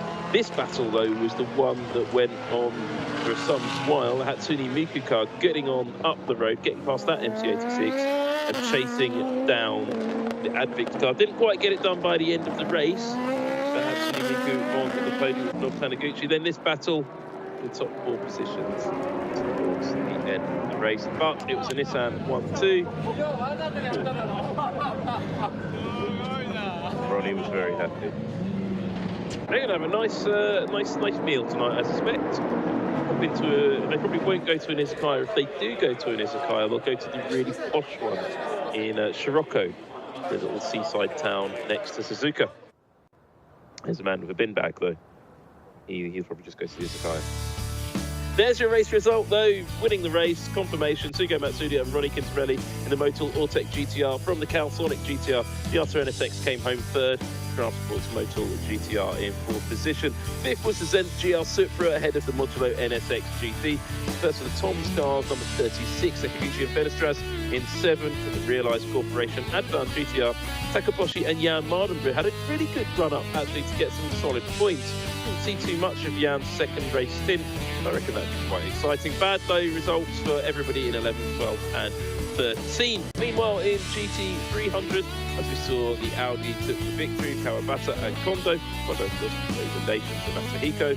Yabdix 86, Sakaguchi and Kotaka in the second position ahead of Hatsune Miko. The Team Mac Sayakun at GT86 and the K-Tunes RCF GT3. Morinita and Sena Sakaguchi recovering to fifth position after a mixed first start. Losing out, though, big time in 12th position. Subaru BRZ, really at the front of the field. Up out of the points, going to be disappointed with that, but so is car 11, again Itanix GTR, as long as 56, the Nissan Technical College GTR. The back end of the field, the Aston Martin looks a little bit out of sorts, down in at 24th position, and though we spoken to him at the start of the race, didn't speak about him at all during the race with Sean Walkinshaw. But at the top of the GT500 Championship, look at that, 47 points, 46 points, 45 points. 5 team and driver combinations in the hunt for the championship after 6 races. And I couldn't be closer, could it? Sugo Matsuda and Ronnie Quintarelli now well in the championship hunt. It's wide open in GT500, less wide open in a GT300. Car 65, Gamu and Suganami in the Leon Mercedes still top of the table, but didn't get a great result today. Car 11, Hironaka and Yasuda didn't capitalise on that opportunity. They got no points. Takagi and Oyu in the Arta NSX, little way out, and JP Oliveira and Fujinami getting a little bit more distant to the top of the table. However, every race coming up in the 2020 Super GT season will be live and exclusive here on the-race.com. Don't forget to hit like and subscribe, particularly if you're having a go on the roller coaster or the big wheel. Rob, it is going to be an almighty fight towards the end of this season, isn't it? Yeah, and it's just impossible to predict. It's absolutely impossible to predict. The next race that we have is at the Twin Ring Motegi, so back to Motegi early November. The Success Ballast gets halved for there, and then we're back at Fuji for the last round of the championship at the end of November, where the Success Ballast is completely removed. So yeah, it's just going to be a titanic battle. And I'm looking at the chat, I see lots of new faces on there today, and a warm welcome to people that have joined us. This hasn't been a one-off. Super GT is genuinely this good. Yeah, I mean, it truly is. And it is going to be a titanic showdown towards the end of this season, as you mentioned. But there's also some other showdowns coming up on this channel. Super Formula, they're going to be racing pretty much all the way up till Christmas. All of those races live and in full on this channel. And also there's more action coming from British GT. There's more action coming from the NLS, I think. But though the next NLS race, I believe, has been cancelled due to the pandemic. There may be a couple of races left, though, or a final race in that series. And I think there's lots more esports action. And I think the esports action is going to go on over the Christmas period. And I hear rumours of a Christmas showdown race on the Races esports series, which may be featuring Rob Barff and some other people from this channel going toe-to-toe around a very unusual race circuit, very unusual cars, perhaps like somebody whose surname is Aaron has selected the layout. Well, looking at layouts, so there's I was just going to say, how Christmassy is that race, Sam? Is it going to involve eggnog at any point? I don't even know what eggnog is because I'm not American, so I have no clue. But let's look at the podium. They found it, and it's looking very autobaxy. Those wonderful trophies for every race at Suzuka. I've always actually preferred the third place trophy. You'll see them better in a minute, but these are absolutely beautiful and historic trophies of, it's a deer with a bell around its neck, because if you directly translate the word Suzuka, it means bell deer in Japanese, which doesn't really make any sense, but they've just gone with that. That's why it's a deer bell trophy. Suzuka as a word is one of the oldest words, one of the oldest place names in Japan, predates Tokyo or Kyoto, and it's named for the Suzuka Mountains, which you can see in the distance. There's also a Suzuka Beach, which is in Shiroko. But here are the GT300 winners at Suzuka. They don't care about the mountains or the beach. They've just got their flags and they know they've got their trophies. Give a wave to the fans. And there are the Advix 86 drivers. Second position. And in a moment, very popular in Texas and, well, pretty much everywhere. Here comes Nobu Taniguchi, waving his flags. Katsuoka. And there's the Hatsune Miku team. And there's the Hatsune Miku supporters. Double flag technique. It's actually a quadruple flag technique, so using different flag designs. Very neat technique there from Good Smile Racing Team Ukyo. Team's run, of course, by Ukyo Katayama, former Grand Prix driver. Now they're being told to pick up your trophies. There you go. There are those famous Bell Deer trophies. And as you can see, I kind of prefer the third place trophy, the bronze trophy.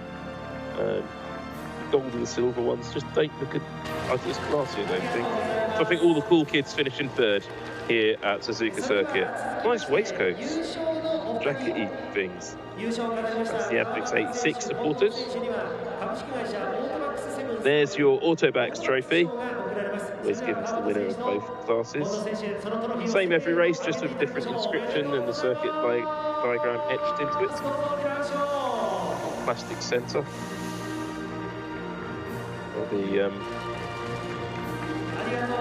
putting that next to them on the Limited Express back to Nagoya this evening.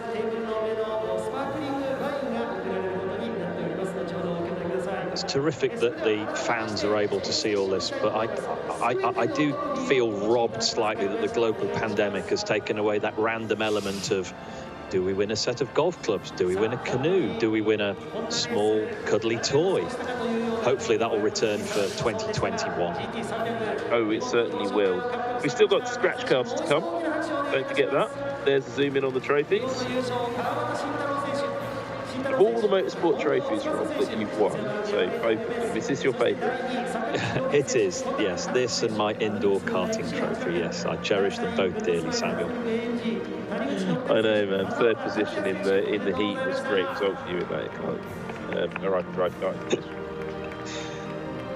Those good, if anybody's wondering, those Good Smile masks, not those ones, the ones the drivers are wearing, the sort of smiley face on, those are available from certain places on YouTube. As Nobu Taniguchi gives the Bell Deer a little stroke, and see, he doesn't leave that trophy behind. I certainly wouldn't be leaving that. That would not leave my side if I'd won that. But somebody, one of the winners, left their trophy behind. So then they're going to reset the podium, probably sanitize it using some Super GT hand sanitizer or something similar. And then these two girls get to see their drivers on the top of the podium. She looks quite emotional, the one on the left. That's where you finished. Yep, one. Yep, not fifth, one, first. Now they're in the championship. That's 5 is how many cars are in championship contention. And there's the starting grid with a coach. One of the things, I mean, you can see how many fans there were at Suzuka today. So Super GT now being able to... Japan has actually controlled the pandemic pretty well. It's beginning to open up quite well. Now, these girls are willing to cheer on the podium. They're fans from the Craft Sports team. And there's the scratch yard. 50,000 Japanese yen. Which will buy you a decent meal in Nagoya tonight for the drivers and the team. That will be presented to the Motorsport GTR pairing. Ronnie Kittarelli, Sugio Matsuda, who we're about to see come out onto the podium imminently. That's been announced.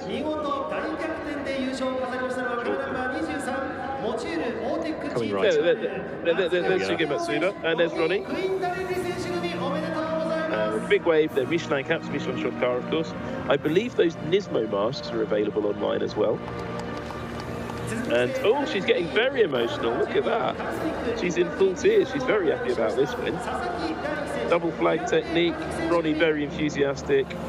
More double flag technique for the Team Impulse drivers. They've got their blue flags. They've got enthusiastic flag waves down at the bottom. Light shake of the hands between the rival teams. And the only Honda on the podium, single flag technique. 4 girls though, and they're using all of their hands to wave. So third position, still got more supporters down. So as we wait for those trophies to be indicated to be collected, there you go, pick up your trophies. Thank you, they say to nobody, and put them above your head, says the man. You don't have a choice about this, you must put your trophy above your head. Well, unless you're a Honda driver, apparently, because they can't be bothered, it seems. Suzuki Matsuda's happy with that one. I reckon he's got a little collection, little herd of deer at home now. After the races he must have won and finished on the podium here. Ronnie Cantarelli going full on with the celebration procedures. That's how you're supposed to do it, any upcoming racing drivers. Ronnie can teach you a thing or two. There's the shared Arte Autobacks driver. There's somebody who's being very inspired by the future of that. Good flagging technique as well. Look at that, that is textbook there, Rob. All the flags, the trophies. Well done there too. Yeah, nicely matched branding. Even got the right watch on. Good man. It's very interesting to look at the difference in body language between Nissan and the Honda squads, isn't it? The Nissan squads and the Honda team there. The Honda guys very, very subdued. Maybe that they feel starting in pole position they've been hard done by today, but look, they were beaten fair and square both on pace and in pit strategy. Well, that's because they don't get the 50,000 yen scratch card to buy dinner tonight in Nagoya. And that's, you know, in case you're wondering, that is about 100 and, well, no, I mean, that's a lot of, it's 1.4, well, nearly 1.5 million Hungarian forints. It's out to, just in case for the major currencies of the world, it's 135,000, just over 135,145 bits of Ukrainian hryvnias and around 405,000 Bangladeshi takas. So that answers your questions on just how much is 500 yen. And I know exactly where I'd go and eat, actually. I'd get the train up to Nagoya. It takes about 45 minutes. I'd probably have a sneaky beer on the train, which I bought in the shop. And then there's this walk from Nagoya station up the road a little bit on the right. There's this little alleyway, and there's a lovely place that does yakitori. And I'd probably have a bit of that this evening. Little insight into the inside of Sam Collins's head there, everybody. Hope you enjoyed that little trip down memory lane. How we reminisce about foreign travel. It's not memory lane. It's future planning. I mean, because we're going to be back at Suzuka once this pandemic is finally done and dusted. Thanks to all the efforts of the people around the world working on that, and they will be able to get back to the racetrack. However, the action on the racetrack has been absolutely brilliant.